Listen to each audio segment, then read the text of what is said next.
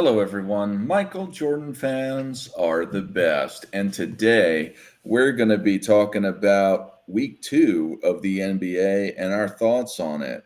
But first, let's welcome the panel. AOH, how are you today? Hey, good morning. Oh, he's here. That was a bet that we weren't sure if it was going to happen or not. Yeah, that's nice.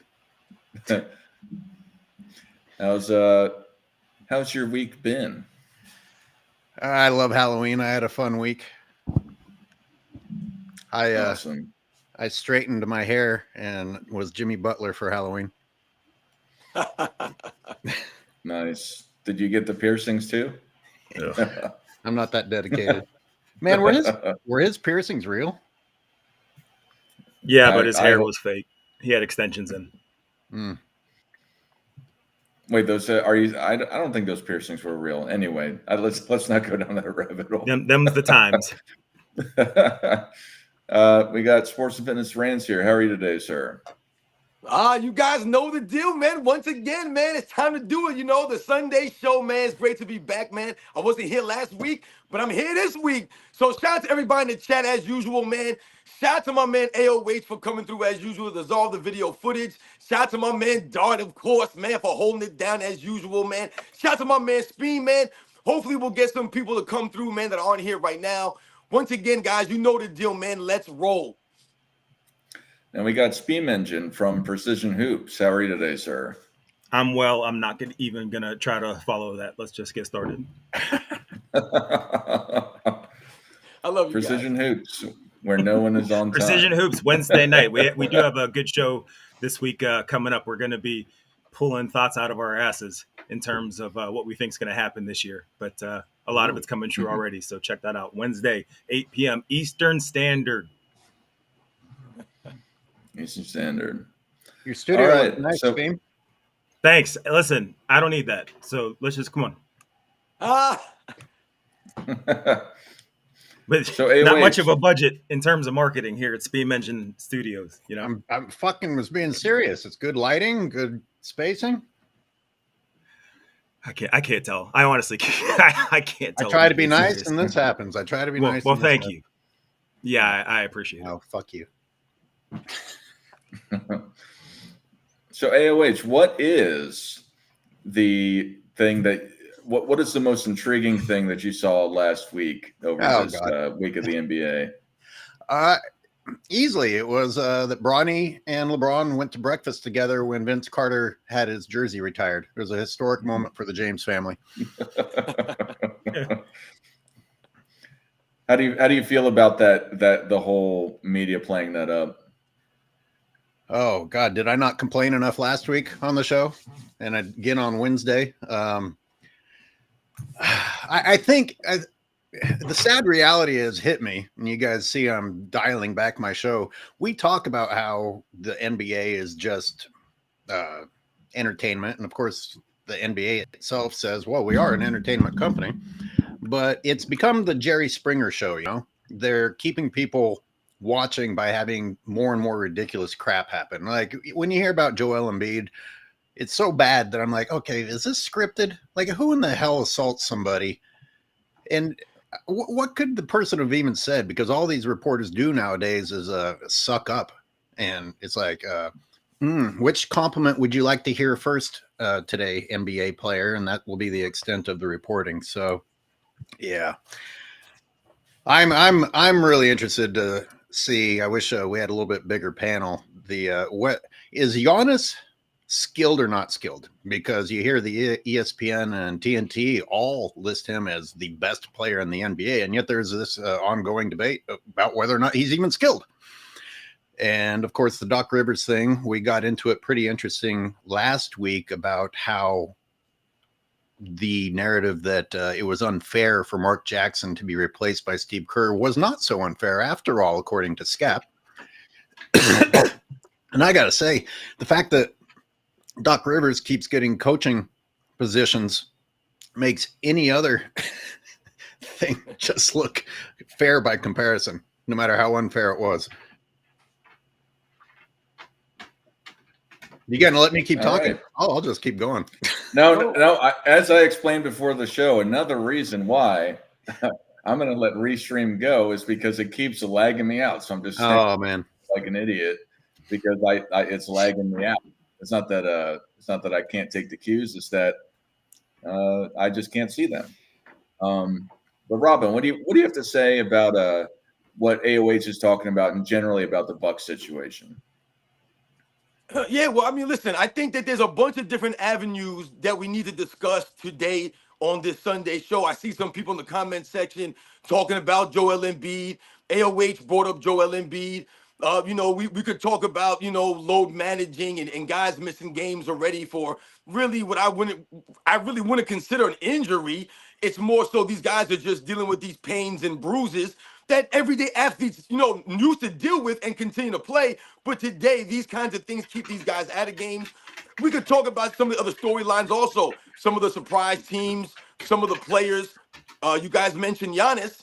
Giannis is confusing to me because I talked about Giannis on my channel, and I mentioned, what I asked was, what's up with him? Because his numbers look great. If you look at his numbers, the man's averaging 30 points a game. He's second, I believe, in the league in points per game. I believe he's one of the top rebounders in the NBA right now as well. And he's also averaging, I believe, about 6 assists a game. But yeah, and still, it's not really having the impact on the game on the Milwaukee Bucks. But when you dig down and you look at the game of Giannis, he's not really having the impact on the defensive end that he once used to have. His offensive rebounding numbers are way, way down. I mean, Trae Young is averaging more offensive rebounds than Giannis Antetokounmpo. I mean, Trae Young. I mean, it's really weird. His blocks, he's not even averaging a steal or a block per game. Giannis, this guy who used to be a monster, not saying that he was averaging 3, 4, 5 steals or, 3, 4, 5 blocks a game, but Giannis was out there impacting the game on both sides. And he just doesn't seem to have it out there, which is obviously impacting the Milwaukee Bucks in the way that they seem. And once again, when you have someone like a Damian Lillard come to your team, these are the things that we're alluding to with some of these players when we talk about how you don't make the people around you better. And when we say that people are not winners, Damian Lillard's not a winner, man. No matter where he goes, even playing with someone like Giannis, he's managed to make Giannis look like he don't even want to play basketball anymore. So we'll talk about some of these storylines. We can also talk about the Los Angeles Lakers and how they're on pace to go for over a plus 900 from the free throw line as far as differential. If you extrapolate the numbers that they've gotten over the last 6 games and you multiply that to over 82 games, they're on pace to be over plus 900 at the free throw line. It's insane. And why is it insane? Because it's been a continuation over the last couple seasons. So we'll talk about a bunch of these different kinds of storylines. We could talk about, like I said, some of the surprise teams like the Golden State Warriors, who have been without Steph Curry over the last 3 games or so. They're one of the top defensive teams in the league, holding teams to one of the lowest field goal percentages right underneath the Oklahoma City Thunder. So we'll talk about some of these things. I just want to brag on myself. Several episodes ago, actually before the season started, they said we were discussing if the Lakers were going to have a terrible season. I said, you just wait and see what the NBA does for him. And a lot of people in the comments were like, oh my God, you're a conspiracy theorist, ridiculous, blah, blah, blah. And I said, if they're going to give them plus 500 free throws, you already crossed the line of ridiculousness. So why not go with 700? And we're already there. Exactly. I'm That's actually what we're gonna talking about. We're already in full swing at the beginning. Go ahead, Speed. Yeah. And that's actually exactly what I was going to piggyback off of. In my notes, like I have the headline, how much more do you need to see? Right. Because everything that we pissed and moaned about over the summer and last summer is coming to fruition exactly as we had described it.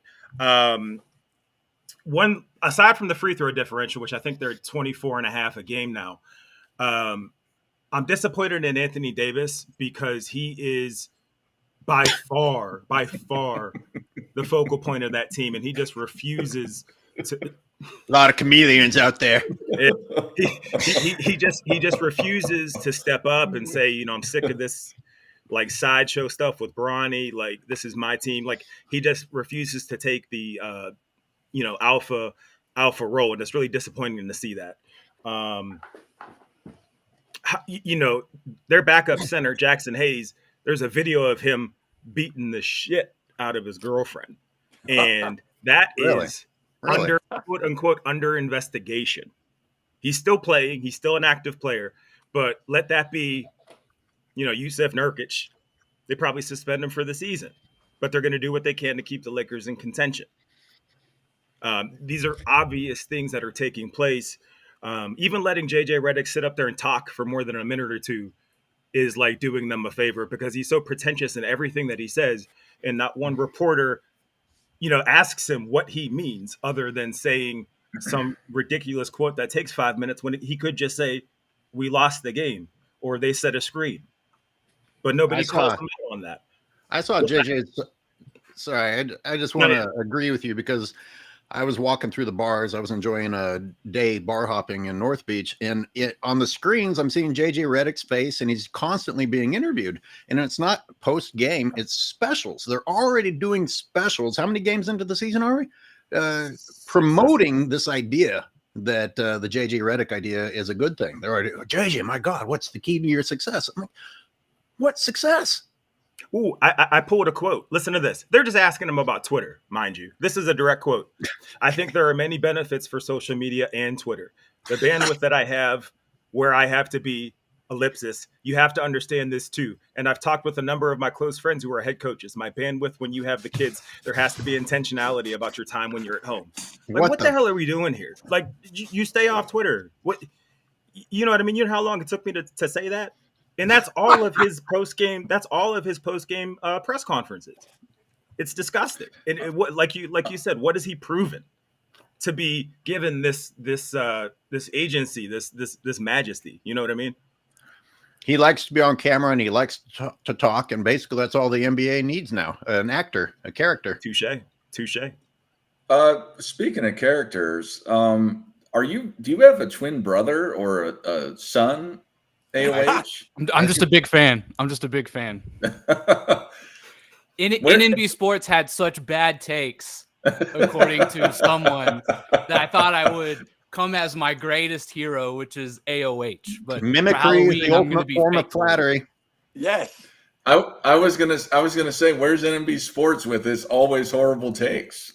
He's locked up in the back somewhere. I'll let him out later. Boy. I hurt some feelings.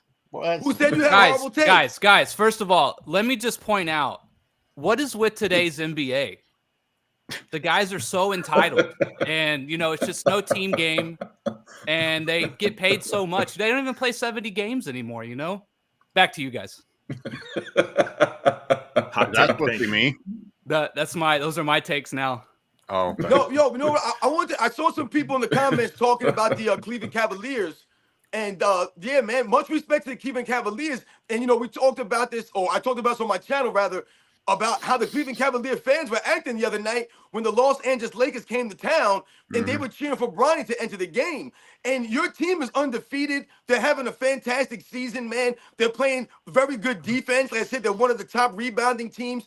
And the fans in Cleveland are over there cheering for Bronny to enter the game. They're celebrating LeBron James coming home. LeBron James coming home. You're celebrating. Why are you celebrating LeBron James coming home? Because he left. That's why you're celebrating him coming home, because he left y'all. He didn't leave y'all once but twice, man. But shout out to the Cleveland Cavaliers. They've been doing their thing. And the Oklahoma City Thunder, they've been having a fantastic start to the season. They're one of the top defensive teams in the league right now. Also holding the lowest field goal percentage to any team in the league, man. So shout out to those teams so far also.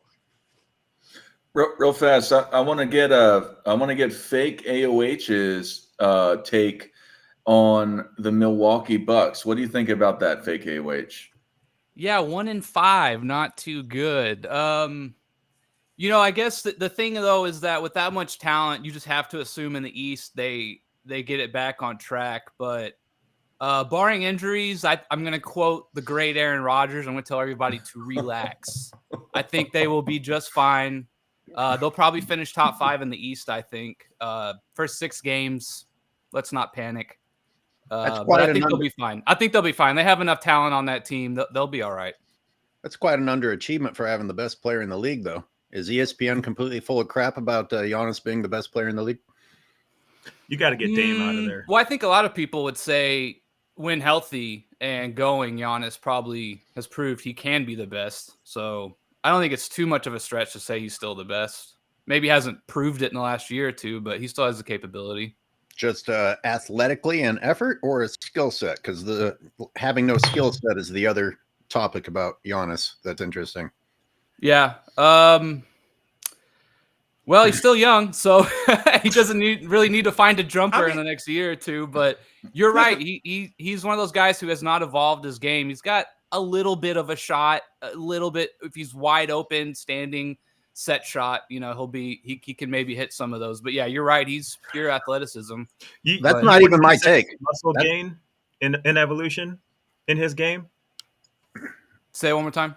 His muscle gain, all the muscle he put on between seasons. You're saying what? That's bad? No, I'm saying you wouldn't consider that an evolution in his game?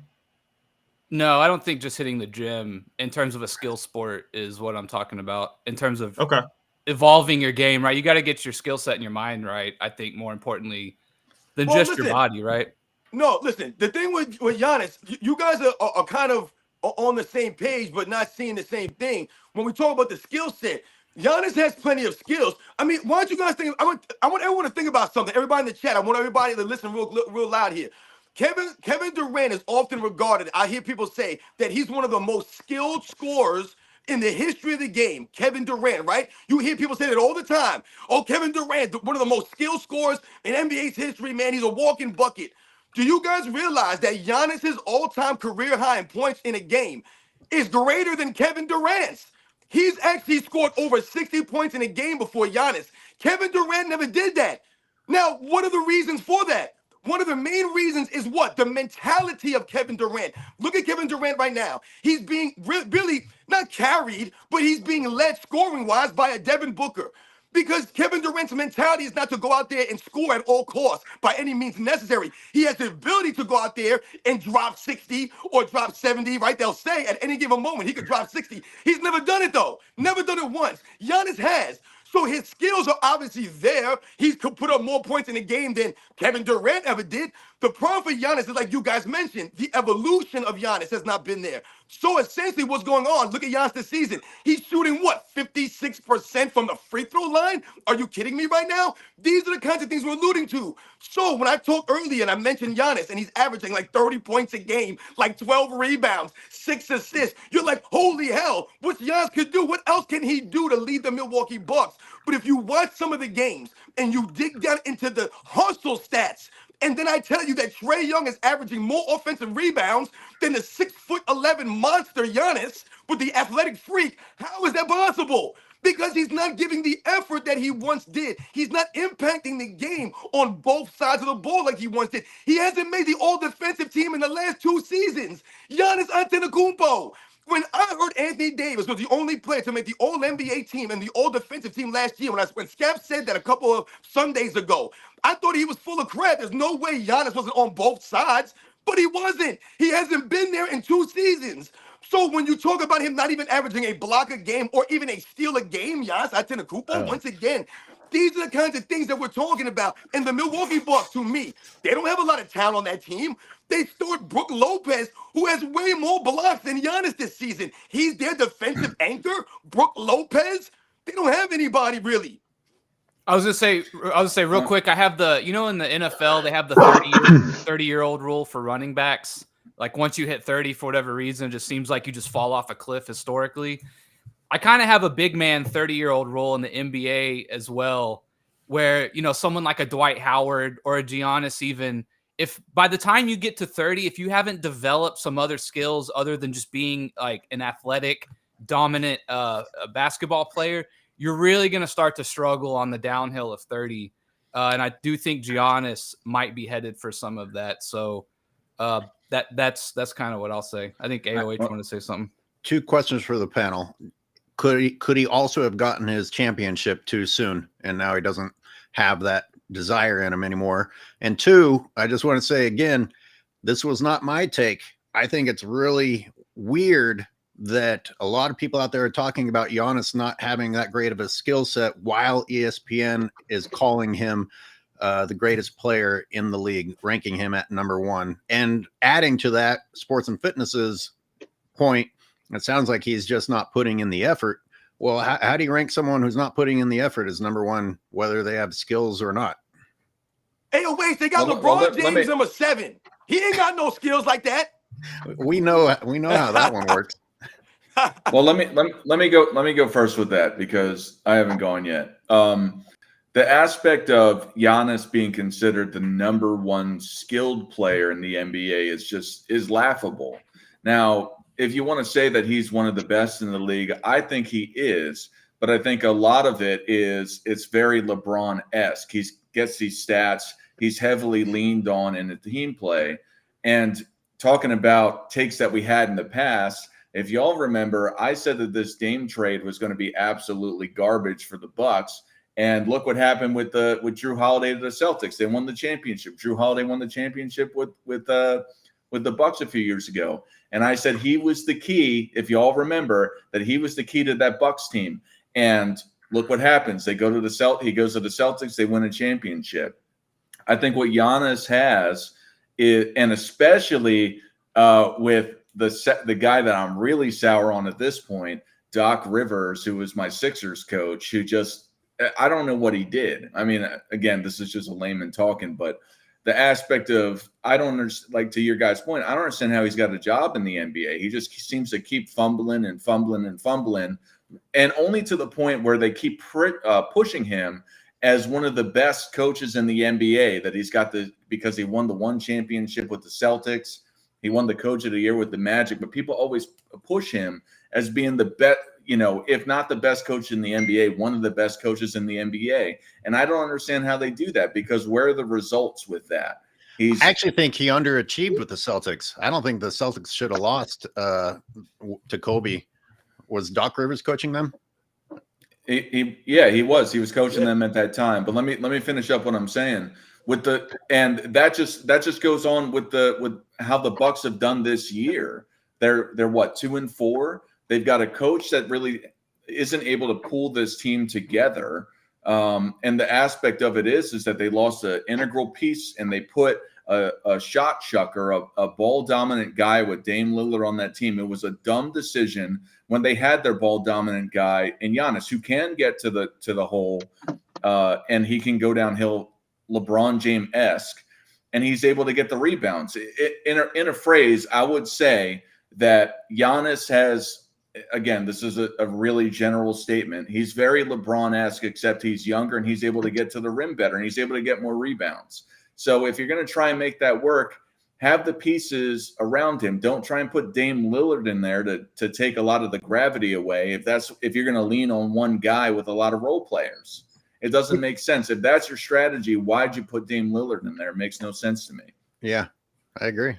I would say it's, although rare and hard, I would say it is possible to be the best player but not have an amazing skill set. Shaq or Dwight Howard, those kind of guys come to mind. He's not better than Jokic. Dominant. So. And I was gonna say Joker not even being brought up in this conversation is kind of scary. I didn't mean to interrupt you, but because I only wanted to say one more thing to you, fake AOH, is that your hair is absolutely phenomenal in comparison to the real AOH. Anyway, I won't interrupt. Well, that's because this is all natural. I agree. You guys I look amazing. Anyway, I didn't mean to interrupt you. I forgot to mention the hair thing. So yeah, first of all, I don't think Giannis is the best. If you had to be devil's advocate and say how could he be the best, it's obviously just through physical dominance, right? And it is possible, like I just said, although hard, you could be not that skilled and still somehow be the best player. It's rare, but it could happen if I had to be devil's advocate for Giannis. I just want to say something. I saw somebody in the chat. Someone said something about skills equals production, and production is something or whatever they were talking about. And the thing, production makes you great. That doesn't make any sense. Listen, when we're talking about this kind of era, and we're talking about production, when you say that your skills equal or get you production, yeah, because in this era, the production is all inflated. It's all fraudulent. That's what we're alluding to. We've been talking about on these Sunday shows and on our channels. The stats in this era don't hold up to the stats in the past. And I'll give you an example of what I'm talking about. Like I said the other day, if you look at LeBron James, let's talk about LeBron James. And he has what? How many rebounds this season? How many rebounds is he averaging this year? You go look at these numbers. Oh, LeBron James has production on the rebounds. But when you dig deeper into the game, and we're talking about hustling on the court, hustle and effort is what gives you winning. That's what leads to winning, is giving the effort and hustling. The offensive rebounds are hustle rebounds. Those are the rebounds that require more effort. When you look at a lot of these guys' numbers, Luka Doncic will have 15 rebounds in a game. And everybody like, oh my God, Luka Doncic with 35 points, 15 rebounds, 10 assists. And 15 of those rebounds, zero offensive or offensive for Luka Doncic. Zero.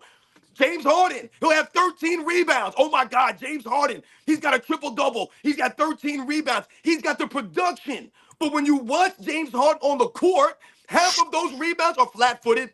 He's standing still. They bounce and hit him in the face, essentially. He's forced to rebound the basketball. He has no choice but to rebound it. These are not hustle plays. It's quite the contrary. So you can't just look at production, quote unquote production, and say that's from your skills, because that's not the case. That's what I'm talking about. Giannis is having production. He's averaging he's second in the league in scoring. He's one of the top rebounders, averaging 11, 12 rebounds. He's one of the top assist men at his position, if not the top assist man at his position. But he's not getting it done in the hustle category. It's not impacting the winning. And Damian Lillard is a perfect example of this. He's not a winner. We talk about making the plays around you better, and you guys bring up Nikola Jokic. That's exactly what you're talking about. Nikola Jokic doing more with less. And we were talking about that with Giannis a couple of years ago, doing more with less, winning the old school way when they won the championship. But Dart, you hit it right in the head when you talk about Jrue Holiday. I'm hoping you watched my A Dead Man Could Get This Rebound that I just published. That's exactly what I was thinking about when I said that, AOH. Title. I like that title. I came up with that title, actually. I gave it to AOH. That was a real. If NMB tracks. Sports said that, it would have been a terrible take. But anyway. Oh, Oh shit, dude! I'm not Robin, gonna you lie. should have been $5 here. wig is too much fun. Like, it's just I should do this more often. I think it's gonna start blackface in making this a 2024 is regular bit. crazy. But yeah, both you guys are getting canceled. So okay, let's go back to the free throw disparity with the Lakers. Do y'all? We'll start with fake AOH. Do you think that it's going to continue and just expand? Do you think it could be the greatest free throw disparity of all time in the regular season? That's Fake for you, AOH. fake. Oh, you're asking me? I apologize. I'm not used to going by this name. So, what is the current? I guess you guys already talked about this. What is the current disparity? Jesus Christ! It's plus Get him 70 off the show. Plus 70 for the year? for the Lakers. In That's what, like plus in 10 a 6 game. Yeah. Yeah. That's 6 24 a games. game. 24 a game. Will it keep happening? Will it be the biggest disparity of all time? I'm just gonna go no. All time sounds like a lot, but I don't know. They're doing something right, I suppose, paying the right people. All right, Speem. It's just going to get worse. AD's balling out. I mean, that's going to be the excuse for the rest of the year, is they don't know how to ref them. If It's they mental. I'm telling you right now. I'll remind you that when LeBron went into his tantrum and the Lakers were already getting more free throws than everyone, the league didn't punish him. They rewarded him for that. They rewarded tantrum, him. and Yep. it got even worse. So I'm going to say that is a reason to believe that it will continue this direction. AD shooting 12 free throws a game. Damn. He leads the team in points and rebounds, and we hear about him what maybe up, once, Scap? twice a week. Look at this guy came with the shades. We got Scap Attack here and 2 AOHs. Yo, what's up, guys? Sorry, I'm late. Can you hear me okay? Yeah. Yeah. Scat from Yeah, the I'm Boost not- Mobile. I know why he tuned in, because he heard me say that the Lakers should not have beaten the Celtics, and I'm blaming Doc Rivers for that during Kobe's time. Well, firstly, yeah. Sorry. I'm in movement, so I'm not fixed yet here, and I might not be able to stay on the whole time. But I wanted to get on and catch up with you guys, mainly because the NBA season is just in flux right now, and I wanted to hear what you guys were saying. I didn't know I'd be walking into some kind of a lunacy with having Doc Rivers being the problem with Kobe winning his 5th championship. But I mean, is the wig too tight? I can't see. Is that a different one? It's cutting off the oxygen, I think. I did not have that take, so. But no, that's a valid commentary, I guess. I think I remember there seeing a timeout, like they had a hot mic and like a cam on, like a timeout, like a huddle, I believe during that 5th championship run, that the 2010 championship. And Phil Jackson was like huddled, had all the players around him. He's like, guys, just keep doing what you're doing. Keep chipping away. We know this team is going to collapse. It's who they are. It's what they've done all season, all playoffs. We're the team, and we know if we just stay the course, we can get it done. So that team was by far more talented than the Lakers team was. So I mean that's not necessarily that hot of a take. It really adds to Kobe's legacy, though, that he got that ring against that stacked team. But there's no doubt that the bum loser Doc Rivers factored that in with what he's doing right now in Milwaukee. It is an absolute atrocity. Guys, I ranted last week on what the Denver Nuggets have done to poor Nikola Jokic. And I feel like I'm looking at similar trends in Milwaukee, only probably worse. Like they're 1-5, they're bottom like 4 in total net differential right now. Guys, to take one of my favorite words, it's been heinous ass in Milwaukee this year. And I don't see any way out other than a Giannis trade. But sorry, I didn't want to jumble up what you guys were talking about. I think I heard you were talking about the Lakers and their ridiculous free throw discrepancy. So please continue. Well, I think you're the only other person that was on the panel last week, so I'm glad you're here. NMB Sports is doing this because he's butthurt that I said he had bad takes, and you were there. Go ahead and rank. What were the bad takes, by the way? Rank his takes. Rank his takes from last week. Hey, you're not supposed to say butthurt. I can't with you guys, man. I'm sorry. I'll say heinous ass. There you go. Now wait a second here. I rank them. How good were they? Listen. How good were those takes? You guys really took exception to his. I believe it was his Lakers take, right? That was like the main point of contention with his week take. 1. I got to draw a conclusion. They're 3-0. Like, how is that not the biggest take from week 1, in my opinion? And wait, what did Nick say? I missed that part. I don't know. Nick, what did you say? I thought Redick taking the Lakers to 3-0 was the biggest surprise of week 1. But they were 3 home games, though. They were 3 home games. I don't even have them as a playoff team, so. I can't necessarily disagree with that being an alarming take. My biggest take, though, is how putrid the Nuggets looked in week 1. But, no, I could see the Lakers were a huge surprise. To echo what Rance is saying up there, it was 3 home games, but I, too, was drinking some Laker Kool-Aid after week 1. And, look, listen, we know AD, if he doesn't get hurt and if his usage remains consistent, it looks as if he's probably going to lead the NBA in scoring, at least be top probably 3 in league-wide scoring, along with double-digit rebounds, like 3 blocks, and he's going to be all NBA caliber defense. So we know that the Lakers already had that, and we already knew that they had the free throw discrepancy. We know that they had the league offices. We know that they have the officials. I think I just did a video on this. I believe it's 180 to 110 right now that they're out shooting their opponents. That's a plus 70 this year. And they're currently, if you look at to start 2 years ago to the end of the playoffs last year, they were plus 1119. That's 1,119 more free throws than they shot than their opponents. But that's not even that crazy. The most staggering element of that statistic is that number 2 on that list, the New York Knicks, during that same 2-year span, was plus 428. So you're telling me that the Lakers tripled the next highest person on that entire metric. It is mind-boggling. And just to put a final little bow on top of this, the Lakers' net differential the last 2 seasons in the regular season, 0.6 of a point, plus 0.6 in both years. So you mean to tell me that a team winning games on average by 0.5 point a game in an 82-game regular season is out shooting their opponents by 1,100 during that span, and it's triple the next team in that metric. Obviously, this isn't even a playoff team if it's not for the league's heroic efforts to lift them into it.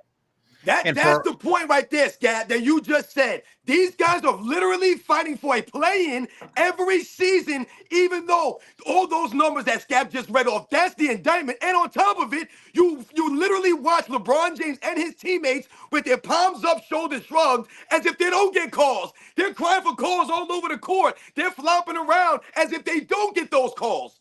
And this is all helping my point. I never said that the Lakers weren't going to win. I thought the Lakers were going to win for all of these reasons. I thought the bad take was giving JJ Redick credit for it. But I don't know if credit was the way I if I did say that, I mean, I just was surprised at them going 3-0, and I think JJ being the new piece, I mean, I'm just surprised I looked as good or doing as good as they are. We'll see how it plays out for the season, but that was a week 1 take. I mean, you give my team. Why are we talking about NMB Sports when he's not even here? I don't know. AOH's really mad at that 3-0 No, listen, JJ Redick Nick, take. I'll give you credit, though. If you're going to give credit to JJ Redick and you say, like you just mentioned, essentially JJ Redick is really the only piece that they added to the team. That remember last year, they were saying they needed to they were actually saying to trade Anthony Davis last year. You had people saying that the LeBron James fans, they got to trade Anthony Davis. The dude's the best player on the team. What do you mean trade Anthony Davis? Yeah. Who do they trade then this year? When they're a bubble team, who are they going to trade? They don't have Taurean Prince anymore. Hey guys, I think D'Lo's out of there. Guys, I don't want to come in. I'm surprised Russell hasn't been traded yet, to be honest. Yeah, well, I think he's out of there. They've been trying to trade him. Guys, I don't want to come in and monopolize the stream here.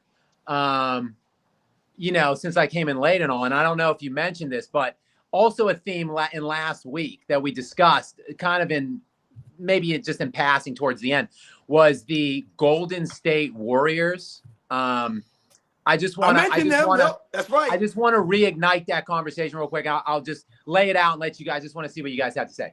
So some things in the early NBA season are anomalistic, if you will, right? Like, so some things are subject to change, and maybe we take things too seriously too soon. Early reaction, hot takes. But I'll go ahead and let me submit this to you. I think that we can at least tell right now who are the good teams and who are the bad teams. So our goal is Golden State going to stay at a plus 18.7 point per game net differential and lead the NBA in that category like they are right now for the rest of the year? Obviously not. The all-time NBA record for net differential in an NBA season is like 12.1. So, of course, the Golden State Warriors aren't going to stay near 20. But I think we need to have a serious conversation about what the Warriors are doing this year. 5-1, plus 18.7. Steph Curry is the third leading scorer on that team. You have Buddy Hield and Andrew Wiggins running around out there, both 19 per game plus, 50% from the field, 50% from three. Golden State's going to be like a top 3 team in the West year long, in my estimation. And there's no excuse whatsoever for Steph Curry to be any short of a Western Conference Finals. Like, we need to start crediting Steve Kerr with what we're seeing now at this point. Like, it's ridiculous how much better Golden State is than expectation. You think they're going to finish top 3 in the West? Well, let me answer this real fast, Nick, because for one, I lagged out, so I didn't mean to interrupt you. It came in the middle of it. No, it's okay. So it's your show, bro. Yeah, but two, the aspect of it is that I caught the end of it before I lagged out, where Scat mentioned Steve Kerr, and it's the Steve Kerr system. It's the split action. It's a lot of great shooters, and you have Draymond facilitating it, and you have that defense that Draymond provides. Now, Steph being third on the team is not entirely surprising to me, and it's just how the system is run, where they go and they primarily monopolize on the 3-point shot. So you got Buddy Hield, who's one of the best 3-point shooters in the league. You got Steph, of course, and then you've got the role players and other shooters around them that are going to be able to enable that system. So otherwise, they go and they get the easy layups. It's really just It's just the more advanced 3-point shooting system that they have, and then the easy layups that they have on offense, that really is pushing them there. And Steph is really the poster boy of the whole thing. However, yeah, I think if they're able to keep this up, now to the point of it, is it surprising? I think it is in ways, because you had Klay Thompson there last year, and you had other pieces that were integral parts of their success in the past. However, I think it's proving to show that it's really more about the system, because you put in these new young guys that are able to shoot, and they're able to integrate themselves into that system. I think it's more about the system at this point, which is fine, because that's the whole point. It's team success. Now, I'm not saying that Steph Curry is not special. He's obviously one of the greatest of all time, amongst other guys that were on those championship runs in the past. However, yeah, in ways I'm surprised, but if you really think about it, I'm not surprised really that much. It's crazy you should that be surprised, Dart. You should. it's You crazy know why a you bench should be players surprised? leading them in scoring. Because Steph Curry's not even playing. You guys keep talking about Steph Curry. Steph Curry hasn't even played guys in like 4 games, man. What the hell are you guys talking about? Steph Curry's not even out there. You guys keep talking about the system. I'm not surprised. Steph Curry's not there. Number one, let's get that out of the way. Number two, the system. What the surprise is, the Warriors are one of the top defensive teams this year, guys. They're doing it on the defensive end. So all of those 3-point shooters, Buddy Hield and Andrew Wiggins, that's all fine and dandy. They're making some shots. They have a balanced attack. If you look at the Golden State Warriors, the reason that they're winning games is because they're holding teams to the second lowest field goal percentage in the NBA this season, behind the Oklahoma City Thunder. And they're one of the best shooting teams in the league. So when you talk about that, that's why they're surprising. Steph Curry, the reason why I know this stuff is because Steph Curry's on my fantasy team, and the man ain't been there. So once again, what the Warriors are doing is very surprising. That's why I mentioned them at the beginning of the show, because what they're doing on the defensive end, is that going to be sustainable for an entire season? We don't know. But what they're doing is absolutely surprising, because they're like 10 guys deep, 11 guys deep. You get that cowboy hat from California? You were so offensive. There were too many offensive people. You look like you drive a conversion van. You should Hell take yeah, that off brother. right now. When I'm on that interstate, brother, you can find me. Real fast. You know what I think AOH does? I think cowboy hat, bro. He's either an actor that ironically lives in San Francisco versus Hollywood, or he's got to be a master of disguise. It's just amazing how good I look no matter what I wear. I was thinking about shaving real quick to get a stash, but I wasn't that committed. Now, Scap and I had a little bit of a interesting back and forth last time about whose front office was more incompetent over the years, the Warriors or the Nuggets. And Scap had great points. The only thing I wanted to say is that what the Warriors need to do is very clear. And all the good things that you said about the Warriors so far this season isn't going to matter when they go up against the Lakers, because Anthony Davis is just going to smash the shit out of them. Well, but here's the thing. The same is true. Look, Phoenix is another team. Phoenix is 5-1 right now, but they're another team that just lack the substance inside to deal with Anthony Davis. So like that's another team that it really just doesn't matter. And ultimately, look, Oklahoma City is gonna easily win the Western Conference. So what are we really talking about? But my point about Golden State is, and it's by Sports France, not only are they second in field goal percentage, they're also second in points allowed per game too, second only to Oklahoma City. So you've got a team that is an elite defensive team. They have a great system, obviously, guys that are shooting well, but they have, I think, 13 guys averaging double-digit minutes right now. Yeah. I mean, that's astonishing in the modern era of the NBA that you go that deep. There's guys in the NBA right now who play like 9 principal players, and that's it, 8, 9 guys. Like this team's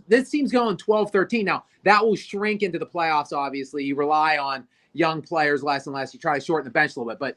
But those elements, though, will make what they're doing in the regular season sustainable. So, like, I absolutely see Golden State finishing with a top 3 seed in conference. Absolutely. No way. I got it. I'm going to say no on that one.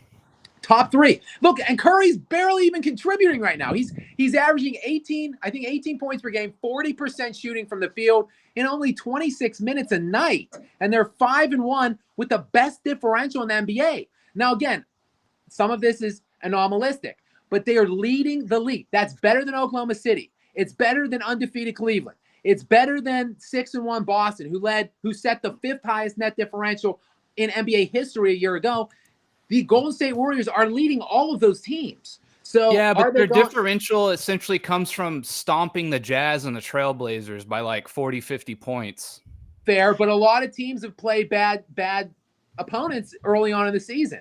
Yeah, I mean, remember though, they're playing these games without Curry too, man. Don't underestimate that. Like Scap is saying, all the guys, Gary Payton Jr. is out. I mean, the third is out there doing his thing. Kuminga is a huge addition now. Looney coming off the bench. Like he said, they have like a 10, 11, 12 guys that are contributing to the games. And the one thing that we haven't mentioned that we got to think about when we're talking about the Golden State Warriors is the culture that they developed there over the years.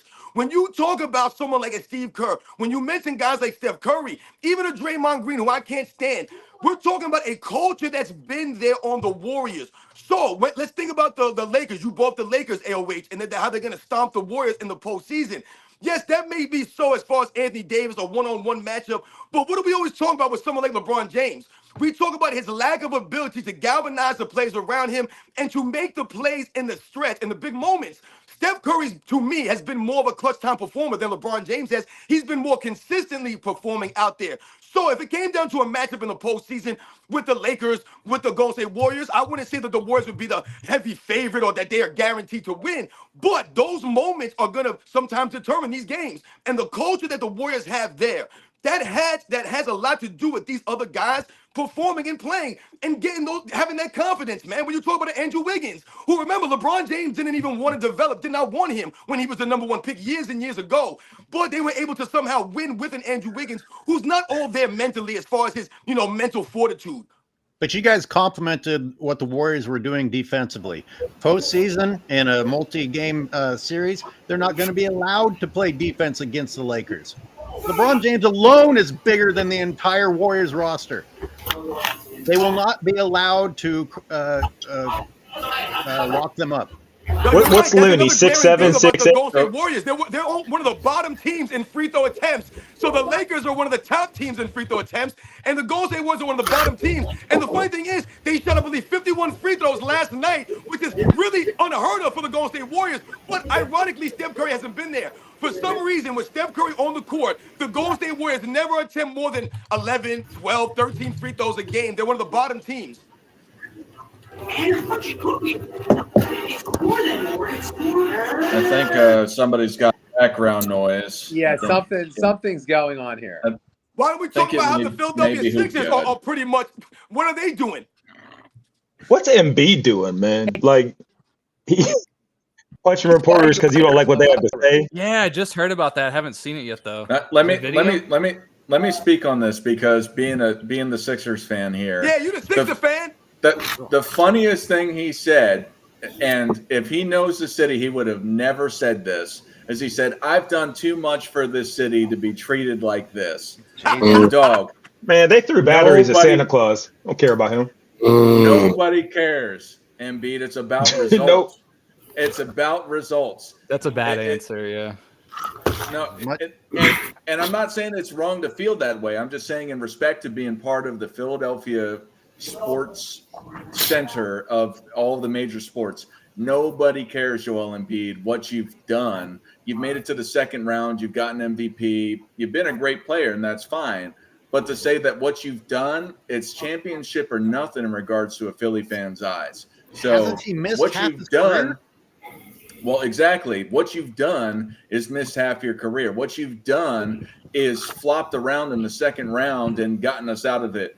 And he talks about playing through injuries. That's great. That's great in an individual standpoint. But as a Philly fan, speaking just for the fan base, nobody cares. Not one person cares that you played through injury. They care that you didn't get it done. Because especially after this whole he's not playing back-to-back thing, too. Nobody. This was like days after that. Outside of Dr. J, nobody else has did more for Philly than Allen Iverson. So, yeah, he was all the way out of line for that statement.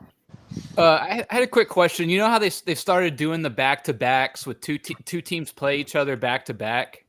You're Wasn't holding that away. part of the bargaining agreement a few years ago too for back-to-backs to make it easier for the players? Like, isn't that something they gave them? I don't know. How would that be? Oh, is it because of traveling that it's easier? Yeah, like the players say, "Hey, we don't want back-to-back," so they said, "Okay, well, we'll just keep you in the same city 2 nights in a row, so you don't have to." Oh, that's interesting. Can we get a zoom in on Hoops God's hair? What's happening? Oh, Yeah, hold on. yeah. What am I looking at? Let's see. Braves There going, we man. go. Got cleaned up. Said he got that shape up. That's his hair. Yeah. He's trying to disguise himself because of his ass Cowboys performance last Sunday. Scap, see, I didn't get my hopes up, Scap. I told you. I said I'm going to keep my expectations below the ceiling, below the basement. My apologies. So that way, I don't have that far to fall off. Now, my problem is you have guys who have expectations through the roof. So when we lose, guess what? That's a long fall, But nah, guys, I was with my class. I enjoyed seeing them, man. It's been 20 years. Wow. Was it a hair braiding class? No. See, hold on. AOH, you inspired me, right? I had to be spiffy. I couldn't come out there just looking, Listen, Bo Derek, I love the seashells at the end. The seashell tips are. I sincerely appreciate that. A lot of you guys are on the attack tonight or this we're morning. feeling good, man. We're Like feeling really, fun. yeah. I'm just astounded at how good I look no matter what I do. And it always comes back to that for some reason. You guys want to hear about how good I was in bed? I'll do a No. Shannon Sharp So impersonation. Dart, no. mute Dart. Mute him, please. Abort. I've got a not. recording. I've got a recording ready to Is the play. dog on the bed or off the bed? That's the only thing I want to know. Gross. It's a small dog, so it could work. Dart, how long is Embiid supposed to be in Philly? How long is this contract for? He just got re-upped in the summer, I think. That's wild. Wow. That is insane. If he plays out, you want to hear something wild. If he plays out the length of the contract which he just signed, I believe he's the 5th highest paid player in NBA history in terms of on-court earnings for a career, and he's barely 30. Like he's in the 500 he's in the 500 million club. LeBron James leads the way in that. Steph Curry second.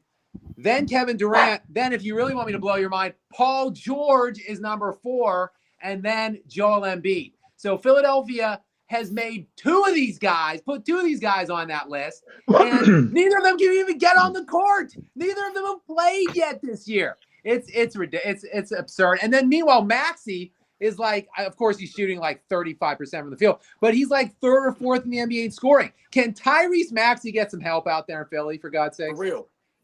I think Embiid's contract runs up next year, it looks like. Real? I swear he was extended in the summer. Maybe I'm missing something. I don't remember, to be candid, but I know that I didn't think he got extended. I know that he did do an extension a few years ago, though. But I wasn't tracking that it happened this year. But yeah, if it did, I don't know. There was a lot of bums that got paid in the summer, guys.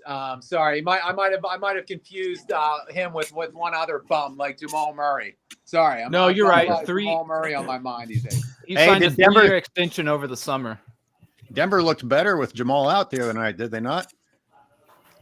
Yeah, guys. Since I'm the Jokic guy on the panel. See, I became known on YouTube as the LeBron hater. Now I'm shifting. Boy, but let me. I have to make an admission here. Let me get this off my chest. I actually did not like Jokic when he was winning his early MVPs.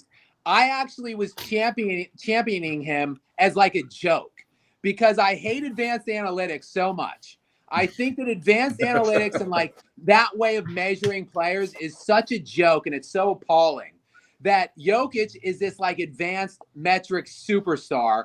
So I thought it'd be funny that since this dude, this chubby, unathletic, slow white dude was lighting this super athlete era on fire, and like is the most the best advanced player in NBA history. Basically, I thought it'd be funny for me to talk him up, basically, as a way to destroy these scrub super athletes today. But a funny thing happened along the way of me just like using Jokic basically as a punchline. I became a huge fan of this guy.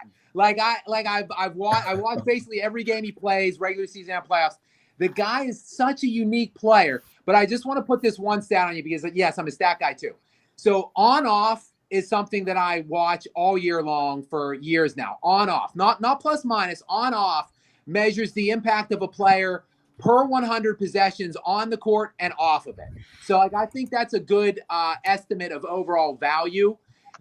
Just to put some context on the number I'm going to give you, the highest on-off number, the best one this century, so 1999 to today, was Kobe Bryant in 2005, 2006. He was 19.1 plus. So on the court, he was a plus 19.2. So he added 19 points per 100 possessions. They were the best rated offense in the league with them on, the worst with them off. LeBron James' highest on-off ever of his career was 15. Steph Curry's unanimous MVP season, his on-off was 14. Jokic the last two seasons was at around 18. Right now, through 6 games, Nikola Jokic is plus 40. He's adding 40 points per possession, per 100 possessions that he's on the court. Like, this is easily his greatest season. He's not going to remotely sniff MVP. It's his greatest season yet. He is by far substantially clearing away the most valuable player of the NBA this season. If they win 42 games, he should be a unanimous MVP, and he's probably going to finish 4th or 5th, like Kobe in 05 and 06. One of the biggest atrocities in sports history. Is that the year Garnett won it? No, that's the year Steve Nash won it. Nash won it, yeah. Steve Nash. Scap, do you remember who number 2 was on that list? Number 2 that After year Jokic? in 05, 06? No, for this season, for Jokic at a plus 40. Well, I could tell you Shea, who is going to probably win the MVP, which I have nothing against Shea. He is plus 9 right now. To put that number in context. If you want me to keep contextualizing. All right. In the Matrix. Questions to the Lakers right now. Got Luka's around 1. He adds like 1 or 2 points per 100%.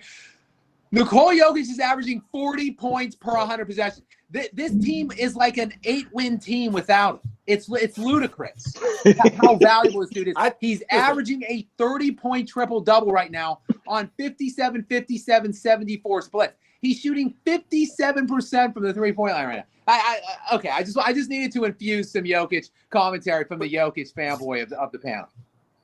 See, this is the thing, man. When we talk about the stats, man, that we were alluding to before, I said earlier, when we're talking about statistics and you're talking about these analytical numbers, and we're bringing up guys from this current era, the numbers are not going to be relevant when we're comparing them to previous players or previous eras or any of these other guys previously. And even when we're comparing numbers as far as winning and how it relates, when we're talking about making the players around you better, once again, these numbers that we're talking about, when Nikola Jokic is off the floor, he's not making his players better. He's not helping them out. But when he's on the court, once again, I mentioned Giannis earlier. Giannis is number 2 in the league in scoring. He's one of the top rebounders in the league. He's averaging over 6 assists a game. But why are the Bucks struggling? Just like the Denver Nuggets seem to be struggling. Is it the town around him? Is it the guys, he's playing with a bunch of bums, he doesn't have enough help?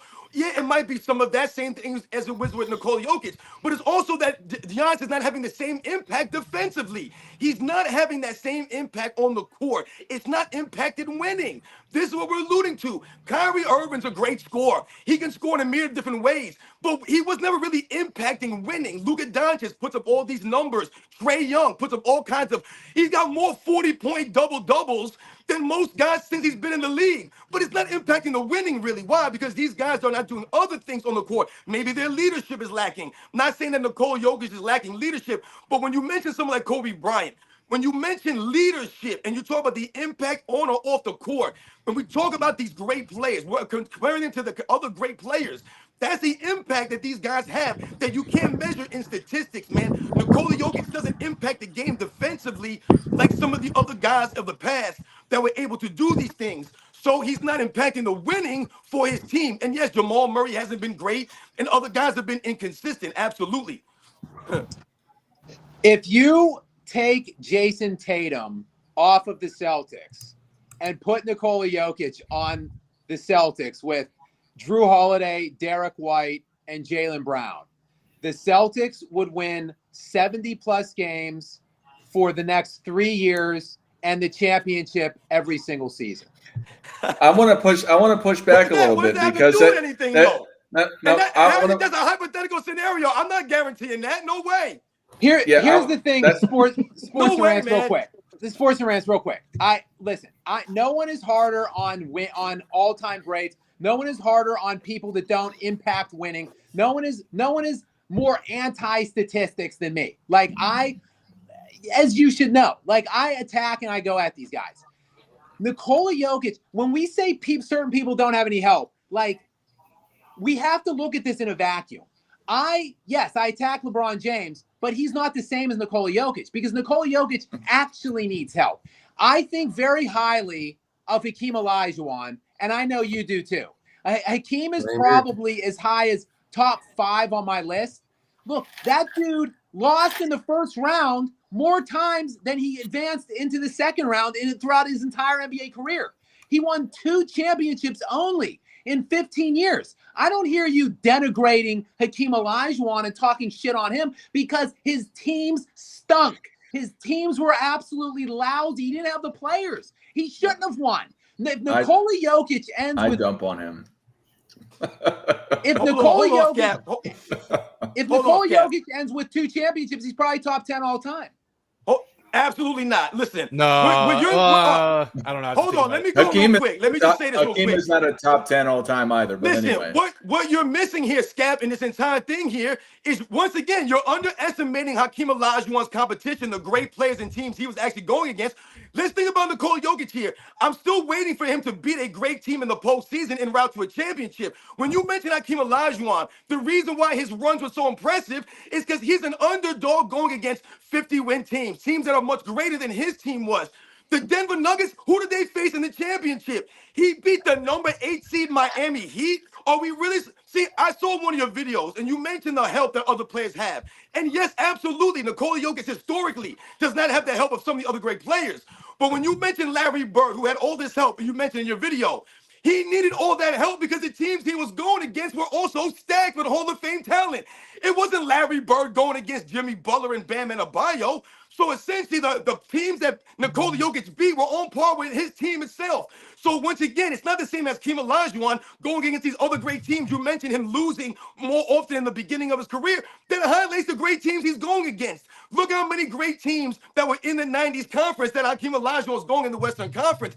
It's not the same with the teams that Nikola Jokic beat en route to his first championship. No one's taking away from Nikola Jokic. But we're talking about the overall impact of your game. I talk about leadership. I talk about defensive end. All of those things have to be included in this. When Nikola Jokic is impacting the game or not impacting the game, that goes to other areas of the game. It's not just he didn't have enough help, so he didn't get done because he put these numbers up. The numbers are completely inflated, like we all know. So the numbers are not impacting the game as they once would. If he was averaging these numbers in the early 2000s, wouldn't they mean a lot more than they are today? They absolutely would.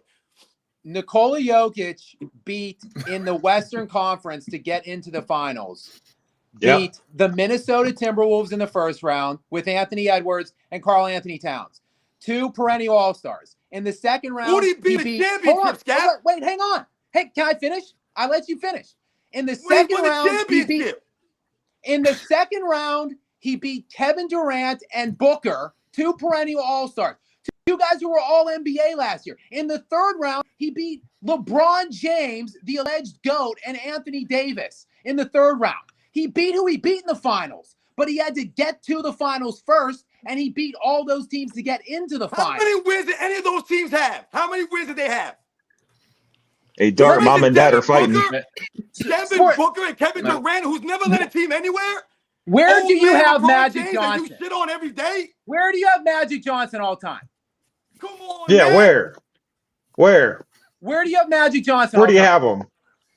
I want to go against the grain here. I want to say How that. many I want to Magic say Johnson that. I'm going to go against the grain for both your arguments, so both of you can come at me instead.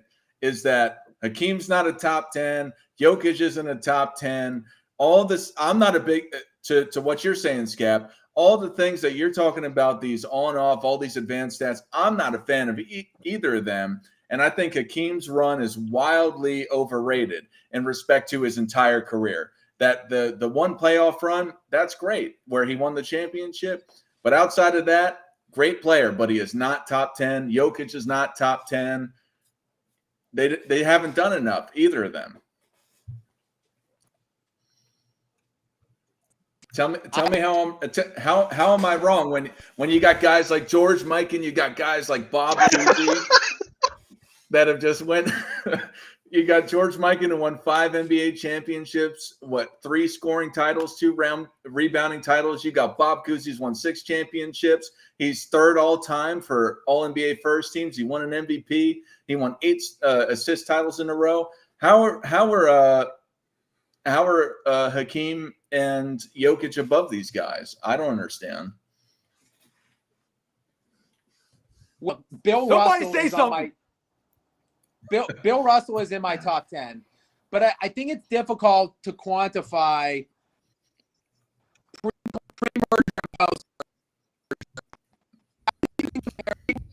Different generations, different eras. I think post-merger is very difficult.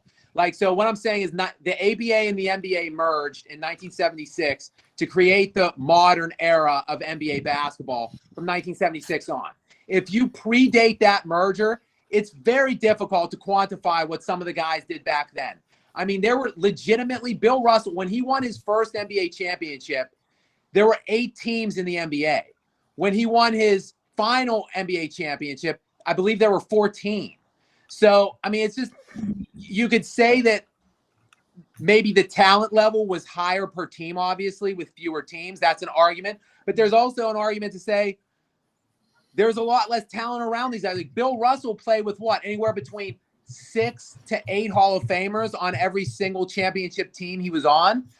I mean, it's just difficult to compare pre and post merger. So while I think Bill Russell did enough to establish himself in the context of a top 10 in any rating, in any metrics, it's hard to intermix all the other guys throughout that era into guys post 76. Can we hear from Stevie Wonder, please? He's been very quiet. Oh, thanks. Yeah. So I'm just kidding.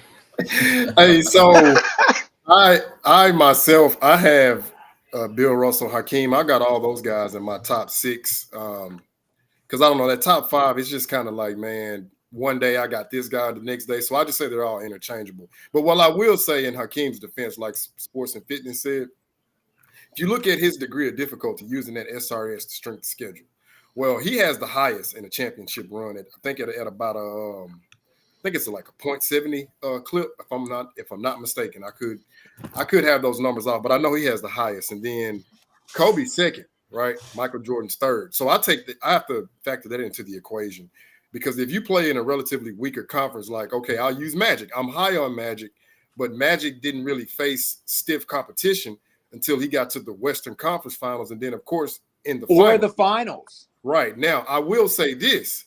If you play in a relatively weak conference, but you have a winning record, then I'll say, okay, hey, you gotta, whoever they put in front of you, you play who you play, okay, you win. But if you have a cakewalk to get to the finals and then you get there and you just get annihilated, no, I have to devalue what you're doing, because what I'm looking at, right, just from the outside looking in, if you're playing in the JV conference, I'm gonna use that analogy, and then you go up against the big boys and then they humble you like the big boys do, then no, I cannot put you up there with these other guys. Prime example, Hakeem Olajuwon. His second best player was Vernon Maxwell. I would say second leading scorer was Vernon Maxwell. Otis Thorpe.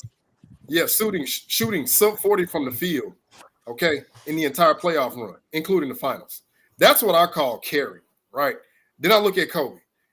Kobe has multiple championships, averaging 10 more points than his second best player. So does Michael Jordan, and so does Tim Duncan, and Hakeem Olajuwon. So that's showing me the magnitude of what they're doing when the team needs you to step up, just like Bill Russell. That's what I'm going to segue into.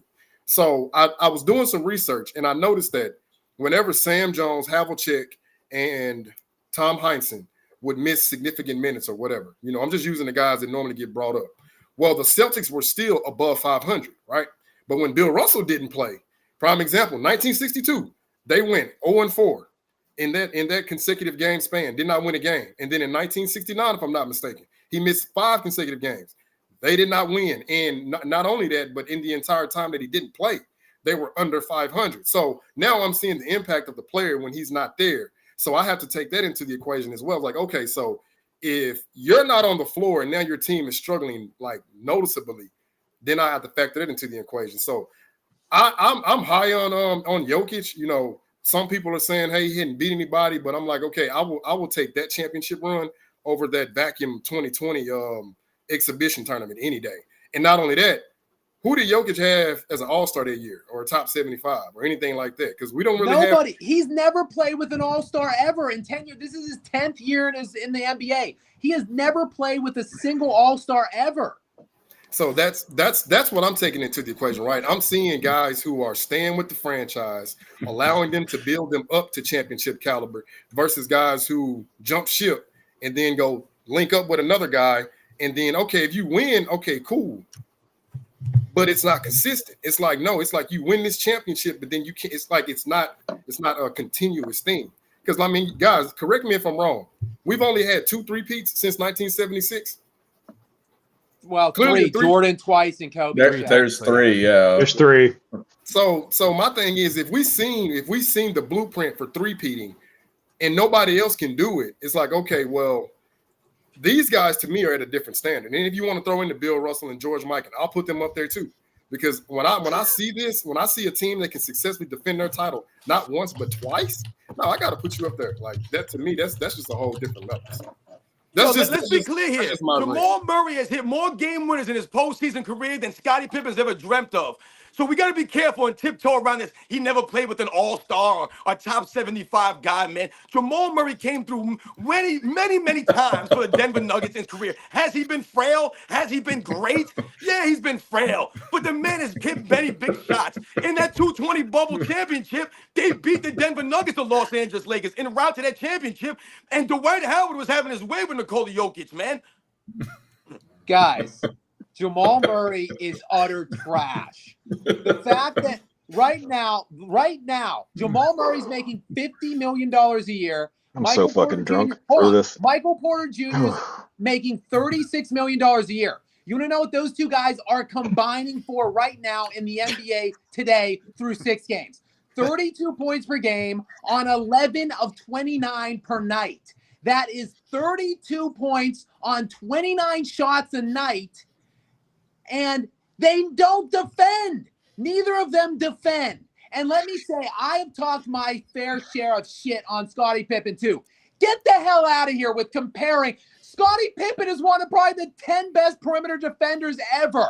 All right, if Jamal Murray was at least doing that, then I wouldn't have to bemoan his bummishness on the other side. Where are they without the game winners? You just said they made a run. That So run what? they made against the Lakers, he had a Robert Horry made game game winner.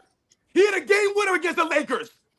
Is Robert Horry an elite player? Come on, man. I'm not saying he's greater than Scottie Pippen, Cap. Don't get carried away here, man. What I'm saying is that you're acting as if Jamal Murray's done nothing for Nikola Jokic.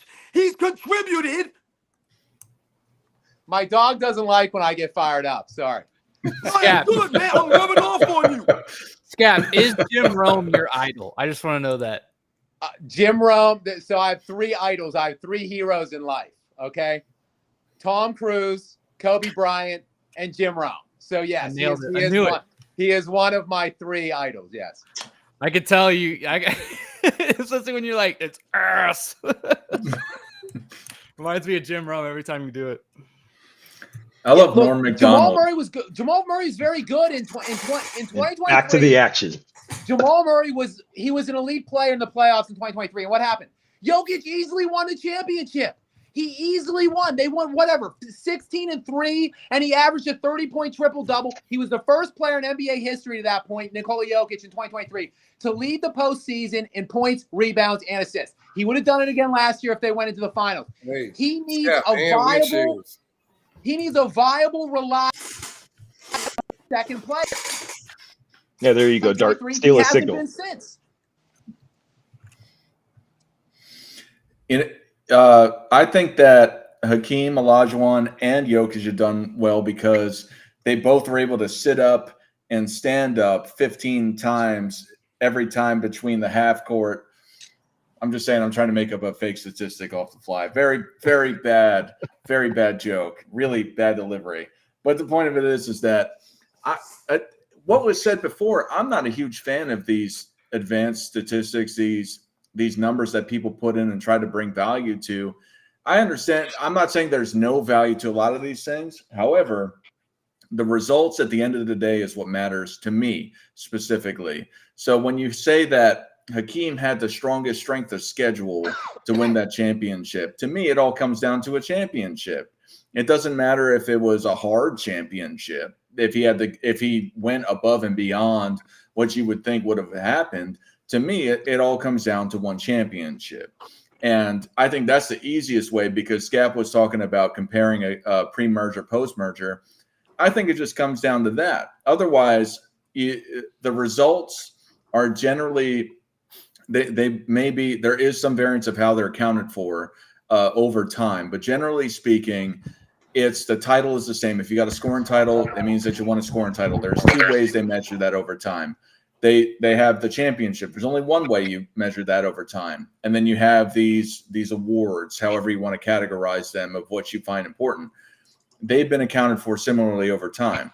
So for me to look at it, it's about results. So if you go and you look at the MVPs, if you think that's more valuable than a championship, and then let alone other awards, or if you look at raw stats, then I think that you would find that Jokic may be greater than Hakeem.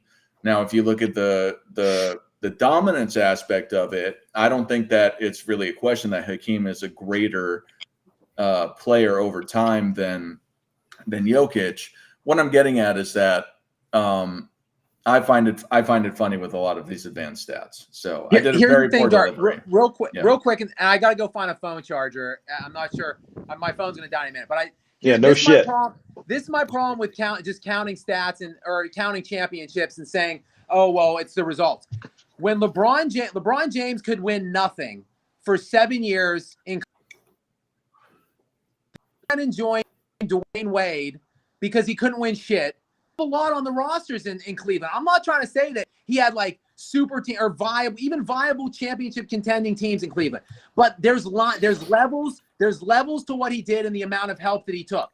He went and joined Dwayne Wade, who the year prior, before they joined, Dwayne Wade finished second in BPM, second in value over replacement, like third in win share. Like he was top 5 in MVP. Like if you look at the guy this year, the last season that was most comparable to Dwayne Wade. Hold on. If you look at the guy in today's version of the NBA that was most similar to what Dwayne Wade did in that 2009 season, it was Luka Doncic. And look, part of his thing was, well, I'm close friends with Dwayne Wade and it would be fun to play with him.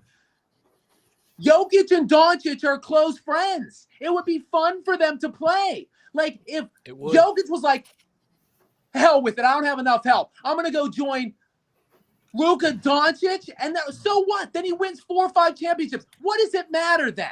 Like what do those championships really mean? That's the problem with just looking at the outcome or the results and looking at the rings. Like, so what? Like Jokic, 1 or 2 rings with this current team will mean more than 5 if he went and played with Luka Doncic. I agree that it's corny. I'll say that much. I agree that there's a corniness aspect of winning the championships, and that LeBron has been extra corny in comparison to other all-time greats. I absolutely agree. There's definitely an appeal to the championships that Hakeem has won, or Michael Jordan has won, or others have won. But I agree with you in respect to the appeal of it. Yeah, it's corny, man. I agree. Yeah. And that's my problem with this whole era. You could count rings before because rings meant something before. They were difficult. They were hard to attain. Now today, it's like an arms race. Like what team can I go to and how many superstars can I stack up around myself to get to these like ring counts to put myself with all-time great players? Like it cheapens it. Like how many rings, if Kevin Durant never left Oklahoma City and if LeBron James never left Cleveland, would they have any rings at all? I don't know that they would. Like, No. we can't say definitively. What does that they Boston's would. ring mean? No, 'cause you don't have How no heavy is leadership. Boston's ring? Well, they beat the Mavs, so it's probably like a top 5 ring all time, I would say. It just seems like nobody cared last year, like at all, about them winning one. See, and this is when you expose Nikola Jokic, Scap. This is what we're talking about. Nikola Jokic himself, in fact, Luka Doncic, Giannis, these foreign players, what have they been saying over the last 4 or 5 years? How easy the NBA is in relation to the EuroLeague. When Hakeem Olajuwon was playing, the guy you mentioned, they never said that stuff, Scap. It was, in fact, the complete opposite. All the European players were looked at as soft and floppers, and it was the Americans that were known as tough and gritty and hard-nosed. So that's what I'm talking about when I say when Hakeem played, he battled against legit big men down low. He wasn't going against Rudy Gobert and, Joel Embiid and Karl Anthony Towns and some of these weirdos out here. He was going against legit centers, man. Nikola Jokic and these guys, in fact, say that all the time. The NBA is soft, man. It's weak. So you're dominating a weak league that no one's impressed with. Yes, but Jokic has like the 8th or 9th best roster in the NBA. Like Once again, Scap, stop making it about the help. We're talking about what Nikola Jokic says about the overall league. The overall league. We know Jamal Murray's inconsistent. We know Michael Porter Jr. is inconsistent. We know Aaron Gordon is inconsistent. We know that. We know. But the league itself is not the same. So you can't compare Hakeem Olajuwon to Nikola Jokic and the impact that Hakeem had on both sides of the ball, mind you. Listen, leadership also goes on the defensive end. Remember that. Hey, my top 10 list, which I've been working on this video for like a year and a half. It's going to be like a half an hour long. My top like 6 or 7 are all elite, all-time two-way players. So like, Scap, I respect your knowledge, Scap. What's that? I respect your knowledge, man. I'm not saying that your lists are bad or you don't. That's what Right. I'm not. Listen, man, me and you is cool, Scap. I ain't got no problem with you, man. You know the game, man. I hear you. But so yeah, I mean, I look like the tail end of my list are more of the. I mean, Magic Johnson's the guy I brought up earlier. Like, that guy didn't defend at a high level, and quite frankly, he played. If you look at the SRS, he had 4 of the weakest 5 championship runs in league history were Magic Johnson's. The Western Conference he played in was garbage, and he had Kareem Abdul-Jabbar and James Worthy on those teams. Like, I mean, pretty alarming when you look at now. Magic, he revolutionized the game. He revolutionized the position. He has the highest assists per game average. I have no problem with Magic Johnson as a top 10 all-time player. But like, when you really dig into what he did against the competition at the time and the help, the assist, the supporting cast he had, like, he's the guy that I kind of question from time to time. All right. Listen, the Magic Johnson stuff, we had to slow down here on Magic Johnson. Don't get me started on Magic Johnson right now, guys. Hold up. Listen, when we talk about Magic Johnson and we're talking about the championship games, yes, you could say that maybe some of the runs to the finals, they weren't as impressive as far as the teams that they beat compared to his team and the talent he had with him. But when you're talking about the teams that the Los Angeles Lakers played in the championship, the finals, it's hard. You're going to be hard pressed to find a difficult bunch of teams when you're talking about the Detroit Pistons and the Celtics, and you're talking about the Sixers.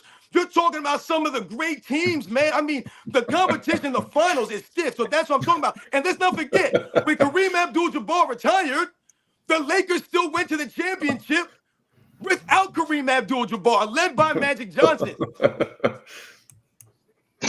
All right, let's get some of these other guys in while I look for a phone charge. No, please continue.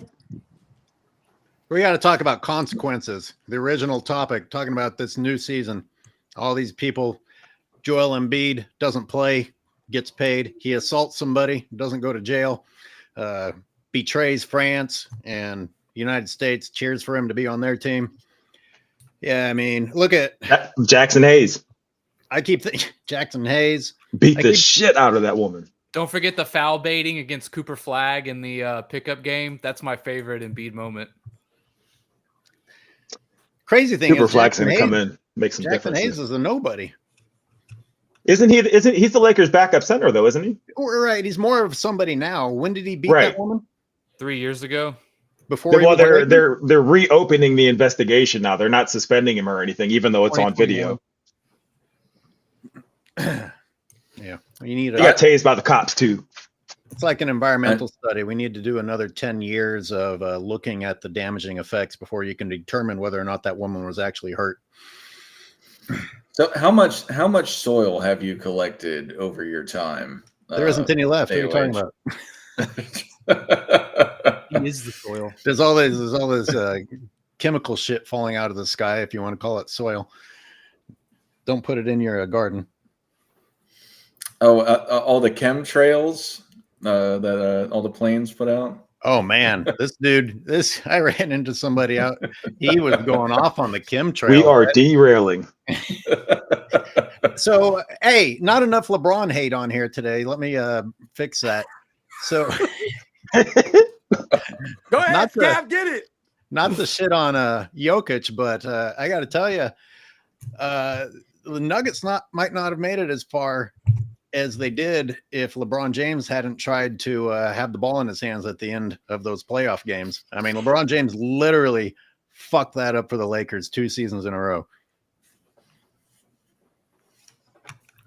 Yeah. Thank you. I'm glad I could be of help. This is true. This is true. There's a lot of animosity in the chat. Like, and I'm first of all, I didn't know there was that much Steph Curry hate. When we started tonight, there was a bunch of that in the chat. I didn't even know that was a thing. Interesting.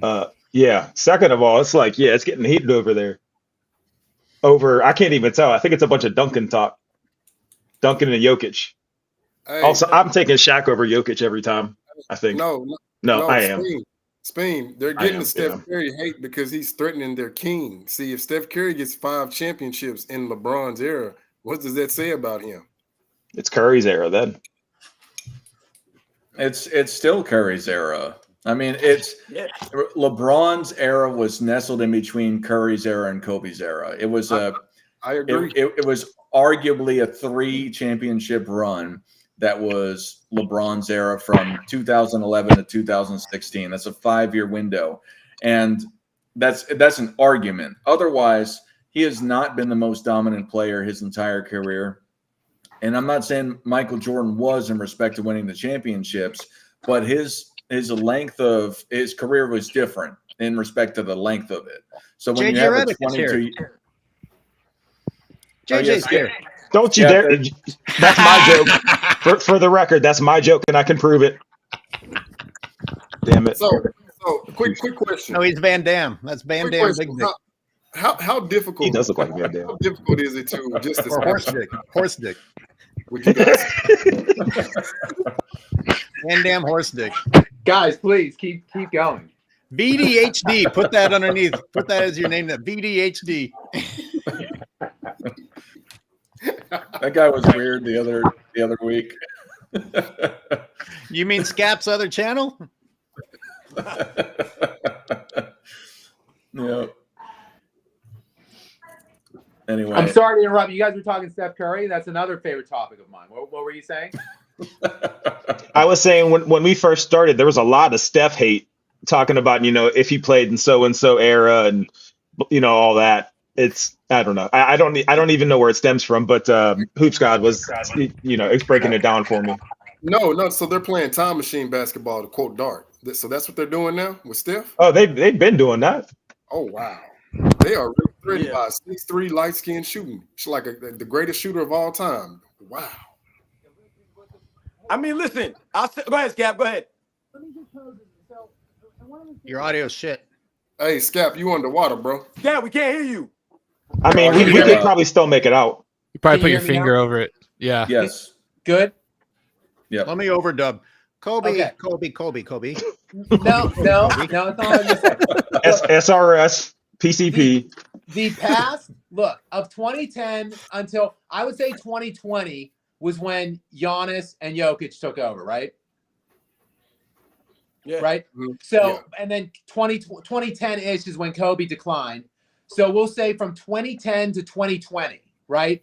The guys, look, whether you love these players, hate these players, talk shit on these players, praise them, I would say the 3 best players from a historical standpoint of that decade span were LeBron James, Steph Curry, and Kevin Durant. So in that time frame, LeBron James played with like 3 different teams, two different teams with 2 perennial all-stars on each, an all-time historical great Dwayne Wade, and then Durant and Curry teamed up together. Like that, think about that. Like the 3 best historical players in that time frame, that's what it was. So like why do we all dislike those players? Because of that. Like they diminished what winning meant in the NBA. And now I think some of my hate for Curry, to bring it full circle and connect the dots here, some of my disdain for Curry is that, like, bro, you were the unanimous league MVP. You choked your ass off in the finals. You blew. Oh, keep that freeze frame. Someone grab that. Do you go to the gym? Do you focus in and say, this is my revenge tour season? It's my time to come back and answer all these doubters to get better. It's time for me to get on a plane, fly cross country, and beg Kevin and grovel to Kevin Durant to come join and steal me 2 cheap garbage titles. I see this and it just still rubs me the wrong way, I think, with him. Yeah, I 100% agree with that take, Scap. That's part of my problem with Steph Curry. That's why I will never have Steph Curry in my top 10. He's not worthy enough to be in the top 10 conversation with those guys, skill-wise, accolades-wise, numbers and talent. Yeah, Steph Curry's an absolutely great player, man. No doubt about it, man. But when we talk about, like you said, that to me goes to the lack of intangibles, the leadership of Steph Curry, man. There's no leadership from you from doing that. That's not an honorable move to me. There's no honor in Steph Curry going and asking Kevin Durant, essentially, like you said, to come join him. And there's no honor with all 3 of those guys have done their careers. And for me, if I had to pick one of those 3 guys to represent that era, let's say the 2010s era, I'm going to have to go with Steph Curry, man. I'm just going to have to go with Steph Curry because, once again, to me, LeBron James may be the face of the NBA over those years. Absolutely. Most people would probably say LeBron James. But for me personally, the things that I think about, the class, the honor, the playing with that love of the game, I don't really see that from LeBron James. When we talk about the overall games, who do you want to watch? I would rather watch Steph Curry than LeBron James. And when we talk about impacting the players around you, to me, Steph Curry did more with less than LeBron James has. If we can exclude those 2 rings, he still won 2 rings without a quote-unquote super team. We're still waiting for LeBron James to win 1. And Kevin Durant, what has he done? Like you said, he's never really led a team to the promised land. I'm pretty sure I know where Scap's coming from. He's just upset that when Curry super team built, it worked, whereas Kobe's super team building didn't always work. Let's add a prime Dwight Howard and a Steve Nash coming off of an MVP season to go along with a Pau Gasol and a Meta World Peace. And here we go. Just wasn't enough. Let You me got to know when forget you're about done. all the super team building the Lakers tried to do. Let me know when I'll tell you what. Let me know when you're finished, and I'll retort. Fine, I'll add one more thing. At least Steph Curry stayed put and lived through the hard times and the good times. Every time things weren't exactly prime for LeBron, he fled ship to go jump onto another ridiculously stacked opportunity. Now, the difference between Steph and LeBron is that LeBron would have found a way to fuck up teaming up with Kevin Durant and still not won. Yes. Real fast. We have another potential partner. We have Compared Dental Insurance, and now we have Vacation Wealth Partners. All right. Maybe they'll become members of the Sponsors, channel. let's go. Nice. I got to go get a beer for this next part because of Hoops God. I got off the wagon and he's asking what I'm drinking this morning. And Wait, he's got me AOH. back. Yeah, it's not like an I need hour a and a beer half for ago. whatever you're going to say. AOH, you can't leave. I need to destroy your super team comment. Well, I'll about- be back about in. the- Just give me 2 minutes so I can have a beer to wash down the shit you're going to feed me. Fair. Oh, it's a great episode today, man. It's great. It's great, man. I'm kind of mad no one else came in a costume though. Some I people can't would keep up say with you guys, man. some of my haters would always say I come in a clown costume. So I'm surprised you didn't mirror AOH back when he went back to to Oh, Afro matey. AOH. Oh, there we go. The bit was over. I did what I needed to the bit. There's a, do. Yeah, there you go. there we go. Everyone's You're in gonna see costume AOH now. come in and fall on his chair, fall through the chair. His wig's gonna fly off. What do you guys think he looks like under the wig? Bald? I've seen. He's ugly. I've seen him. I've He's seen him ugly. too. He's ugly. I've- He's an ugly individual. He's Inside and he's- out. I've seen him also on accident without it. It's unfortunate. Yeah. I'm not Believe it or not, VDHD. he looks very similar. I'm no VDHD, but I try.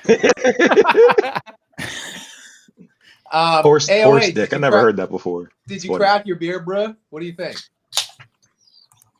Cool. So sit back, take a sip, and let me educate you, Playboy.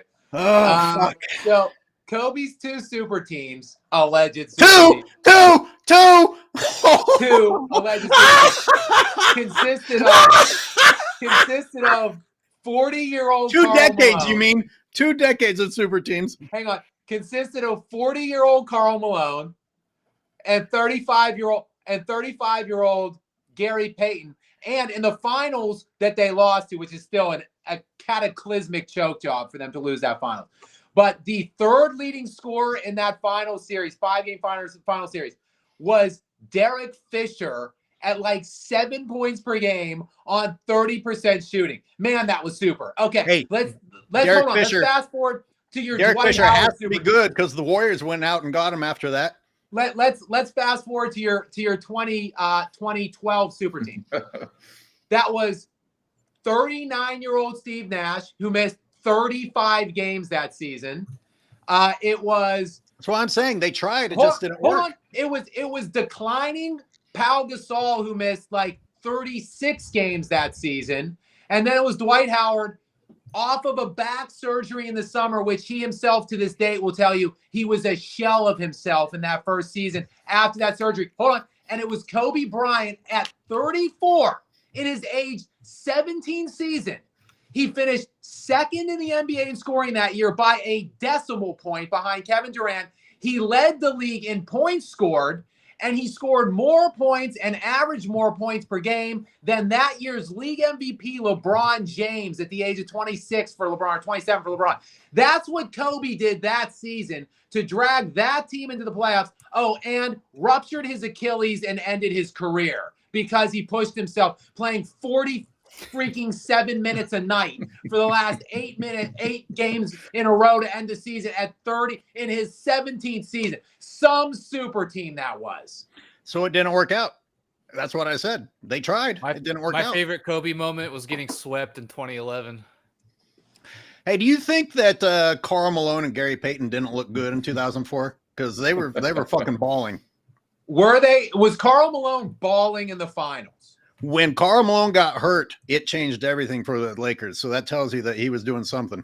Because they had no depth whatsoever. They had no sufficient role players to support them. That's why. Slava Medvedenko came in and was the starting four for the remainder of that final series.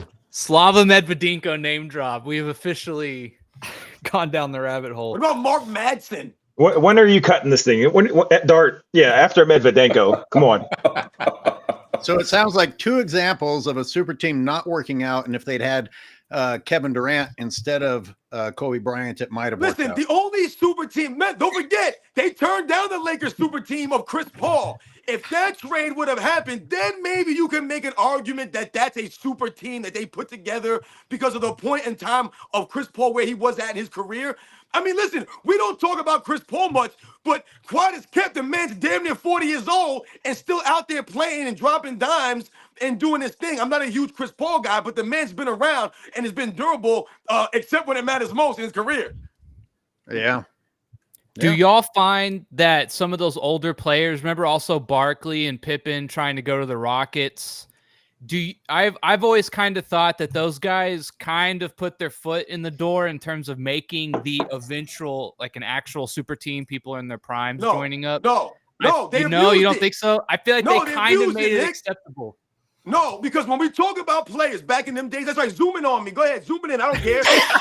when you're talking about those guys, when we talk about quote unquote ring chasing back in those days, guys Yeah. would ring chase at the tail ends of their careers. When they were in their Right. last 2, maybe 3 years left in their careers. When you mentioned Karl Malone, the Lakers, Karl Malone that guy was 40 years old, man. And Karl Malone kept himself in great shape. Don't get me wrong, he was still a very quality player at that age because of the way he trained and took care of himself. But these were the last years of his career. We talk about Scottie Pippen and Charles Barkley, these guys that when they teamed up on the Rockets and you had those guys, these guys, Hakeem Olajuwon was done, man. Scottie Pippen wasn't really there. When we talk about guys now, they're abusing it by teaming up at the peaks of their careers. So essentially, this would have been Charles Barkley and Michael Jordan teaming up in the late 80s to beat the Detroit Pistons. That's Yeah. what would have been.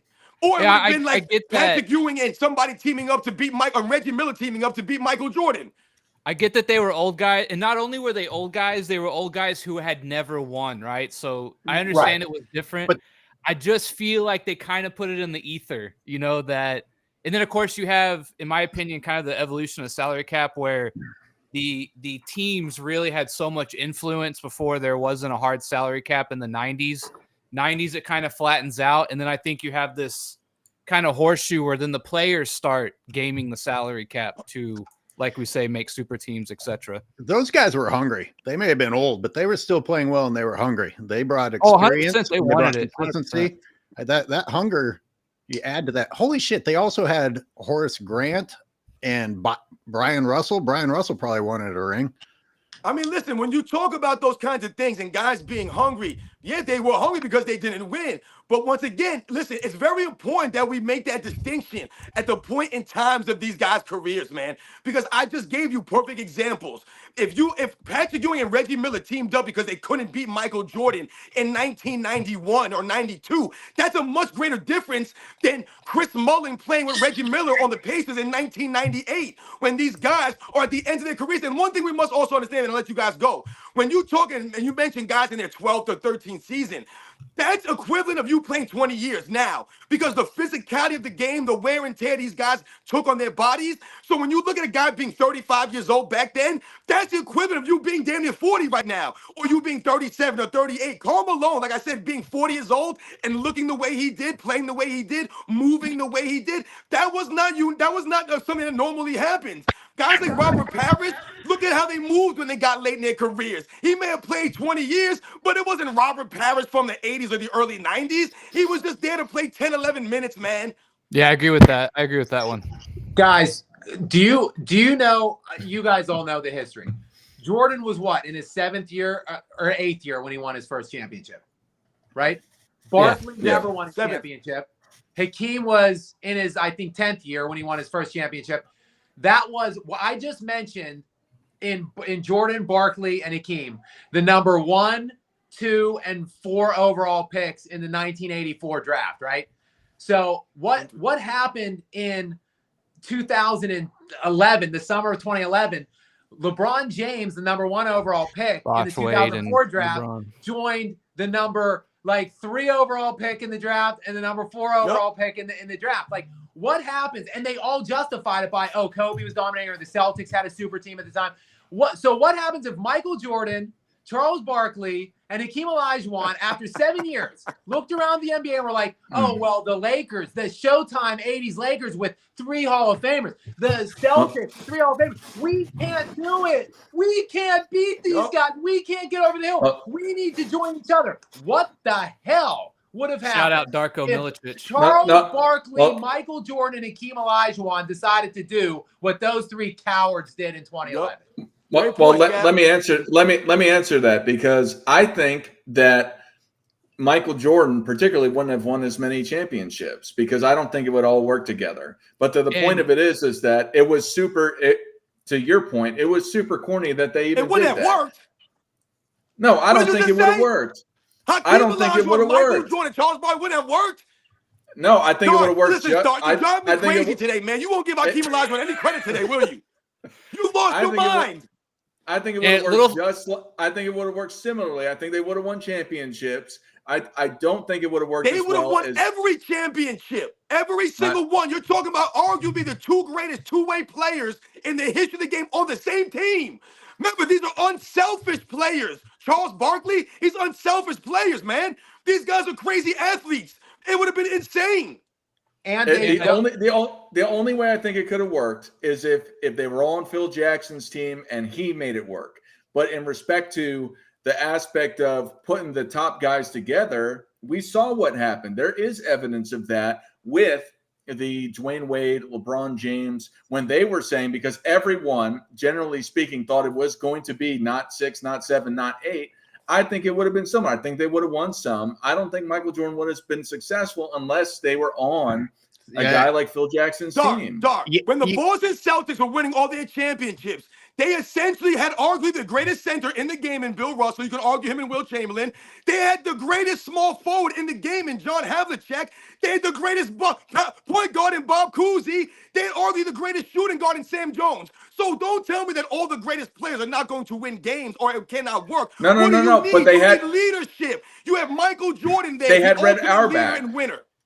Well, with what Dart said is who knows what would have happened teaming those guys up. But where you lost me at the end was with the Miami comparison, because I think with Miami, you replace LeBron James with any other small forward in that salary range, and they do win a bunch of them. LeBron James is the reason they lost in 2011. He is the reason that they lost. It's not that they didn't work together. He needed to be replaced, and they would have won. And who knows how far they could have taken that with the right piece. Right. And Dart, here's a better comp, Dart. The whatever in 2014, whenever they joined, probably LeBron was the best player in the NBA, if you want to say at the time. But I would say Durant was a close second, and then Steph Curry was like 5th or 6th probably at the time.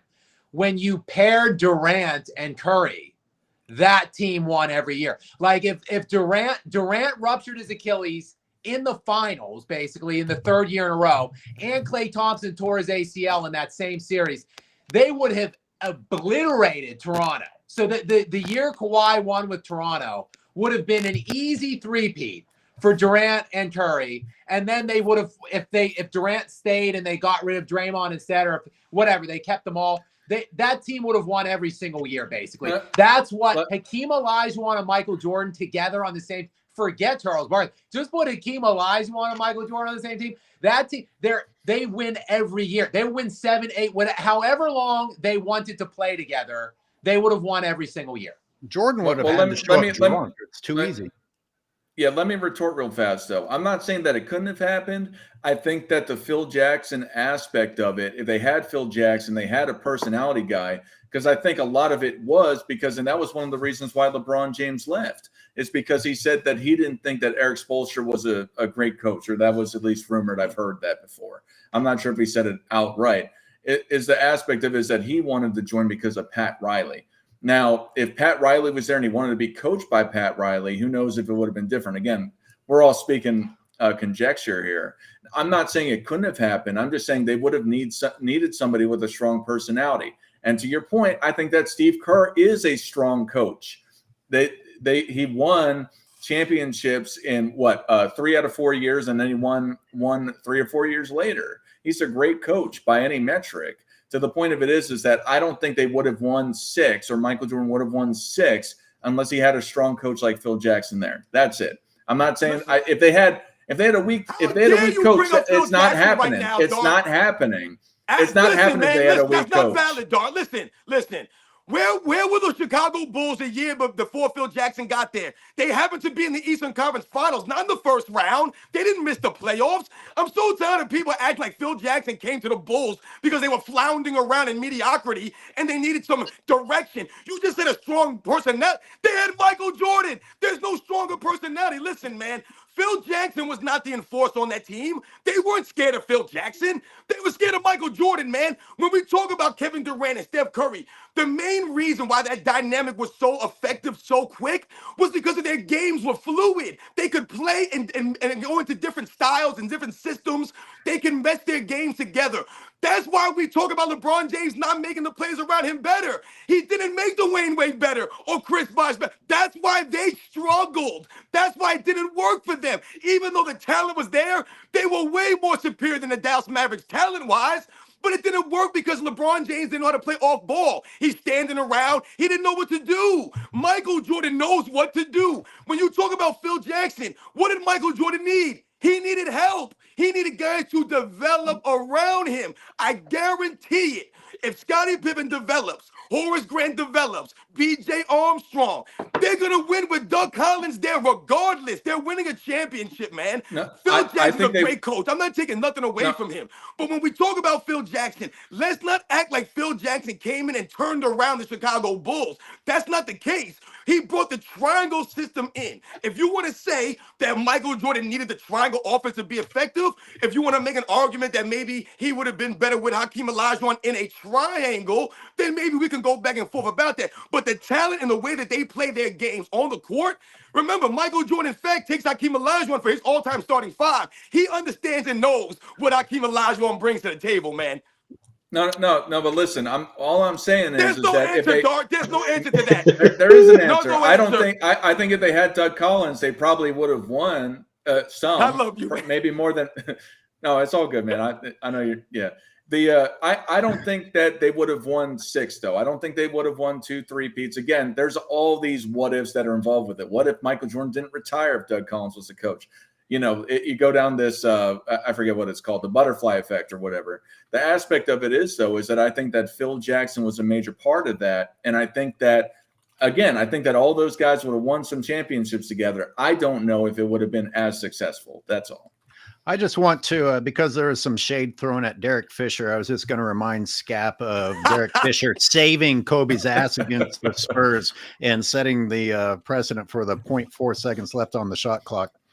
In a year they didn't win the championship. Look, the fact that Derek Fisher is considered, I see these scrubs. Hold on, I see these scrubs slither onto my comments like multiple times every time I post a Kobe. And like these scrub people, these scrub contributors that are commenting on my videos will say, list Derek Fisher as a dude who's like a guy to be counted or named, like a teammate to be named. Derek Fisher in 20 years made 0 All-Stars, 0 NBA, All-NBA selections. He's a 6-point per game scorer in his NBA career. And his biggest accolade was he was 6th man. He finished 18th in 6th man of the year one year when he was in, I think when he was in Utah or one of the years he was in Golden State. That is Derek Fisher. That was Kobe Bryant's starting freaking point guard for his entire career when it wasn't Smush Parker for 2 years. Wait a minute. Did you trying want? to tell me Kobe's not in GO conversations for winning 5 with the, Did you want Derek Fisher? You wanted Derek Fisher to get points with Kobe Bryant on his team? He would have had to take a shot. Fisher is a scrub. Like anybody else who tries saying Derek Fisher is a great player. I thought he was a good fit. I thought he looked good on the Lakers.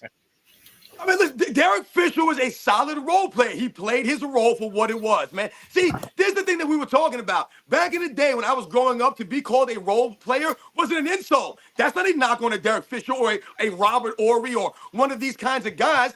But sometimes, like we talk about, they try to inflate these guys. So, i.e., John Paxson, all of a sudden now, John Paxson saved Michael Jordan. If it wasn't for John, now we're trying to elevate guys into realms that they're not really supposed to be in. Derek Fisher was an outstanding role player, man, a role player. Let's remember these things, man. Thank you. All right.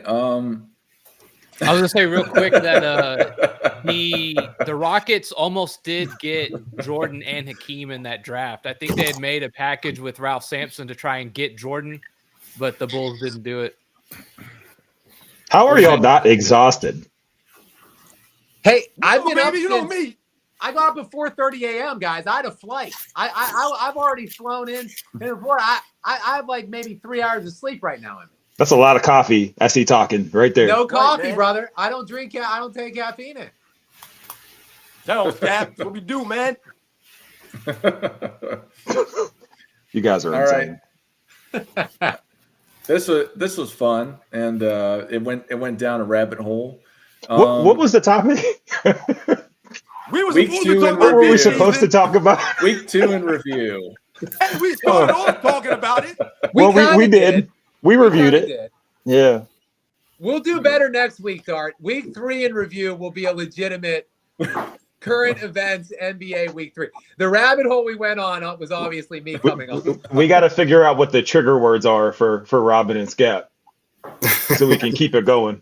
As long as everybody understands that the Los Angeles Lakers are on pace to be a plus 900 at the free throw line this season. If you extrapolate the plus 70 that they're at now after 6 games, they'll be over plus 900. They'll probably almost be closer to plus 1,000 this season. This just one season, not over 2 seasons. One season. That's the pace that they're on now. And if you look at some of the numbers with the Lakers, they're not one of the better teams at defending the 3-point line, the field goal percentages, things of that nature. So the Lakers, but the thing about the Lakers, and I'll give them credit for this, they're one of the top free throw percentage teams. So they go there and they make you pay for putting them there. You can't hang up until I ask this question. Hoops God, when is the last time you tweaked all that hair out? Because you got some hair. You said the last time I tweaked. Well, I personally you made it big. Oh, okay. So, it's been a while. I'll have to find one of my older photos. Yo, what's this obsession with hair, man? You guys are making me a little envious here, man. Not you guys. Not you guys. Man. That's it's one person. Talk out here. That's one person. Hair. That's one sick ass person. That's impressive. Hey, Robin, I have to be honest. When Dart put the close up on you with the hat on for some reason, you kind of look like Jamal Murray right now. Now I see why. I see why you're defending him all the time. Are you Jamal Murray? I see it now. Okay, yeah, I see it. I think that I'm a little bit a better looking guy than Jamal Murray, man. I'll be honest with you guys, man. Apparently not. At least you don't get Richard Jefferson and Bomani Jones, bro. Yeah. Listen, I'll tell you every right time. now, I would be more durable and a lot more tougher and more grit than Jamal Murray had, man. I'd be out there with Nikola Jokic, man. I haven't put this out here, but I've gotten this in real life. Sometimes I'll get groove from the Damn, that hurt. Hey, Dart, can I do the sign off? I get Drake a lot. You're gonna do the sign off, AOH? You're gonna say it? Well, I tried doing a signature on my Wednesday show. Goodbye, everybody, and LeBron James is a bitch. Hey, trademark that. Trademark. That sounds great. Go trademark that. You have to do it with less enthusiasm, like me. That's what... Hello, everybody. LeBron James is a bitch. Michael Jordan fans are whatever. Anyway. Oh, thank you for clarifying the joke for us, Speam. That's why I'm here. Bring it. Bring in the content. Speam, you want to sign us off with that? No, that was AOH just kind of took my heart out there. So I don't know how to move past it. Awkward closing. Just close it in the middle of me talking. Michael Jordan fans are Just close it. Just close it.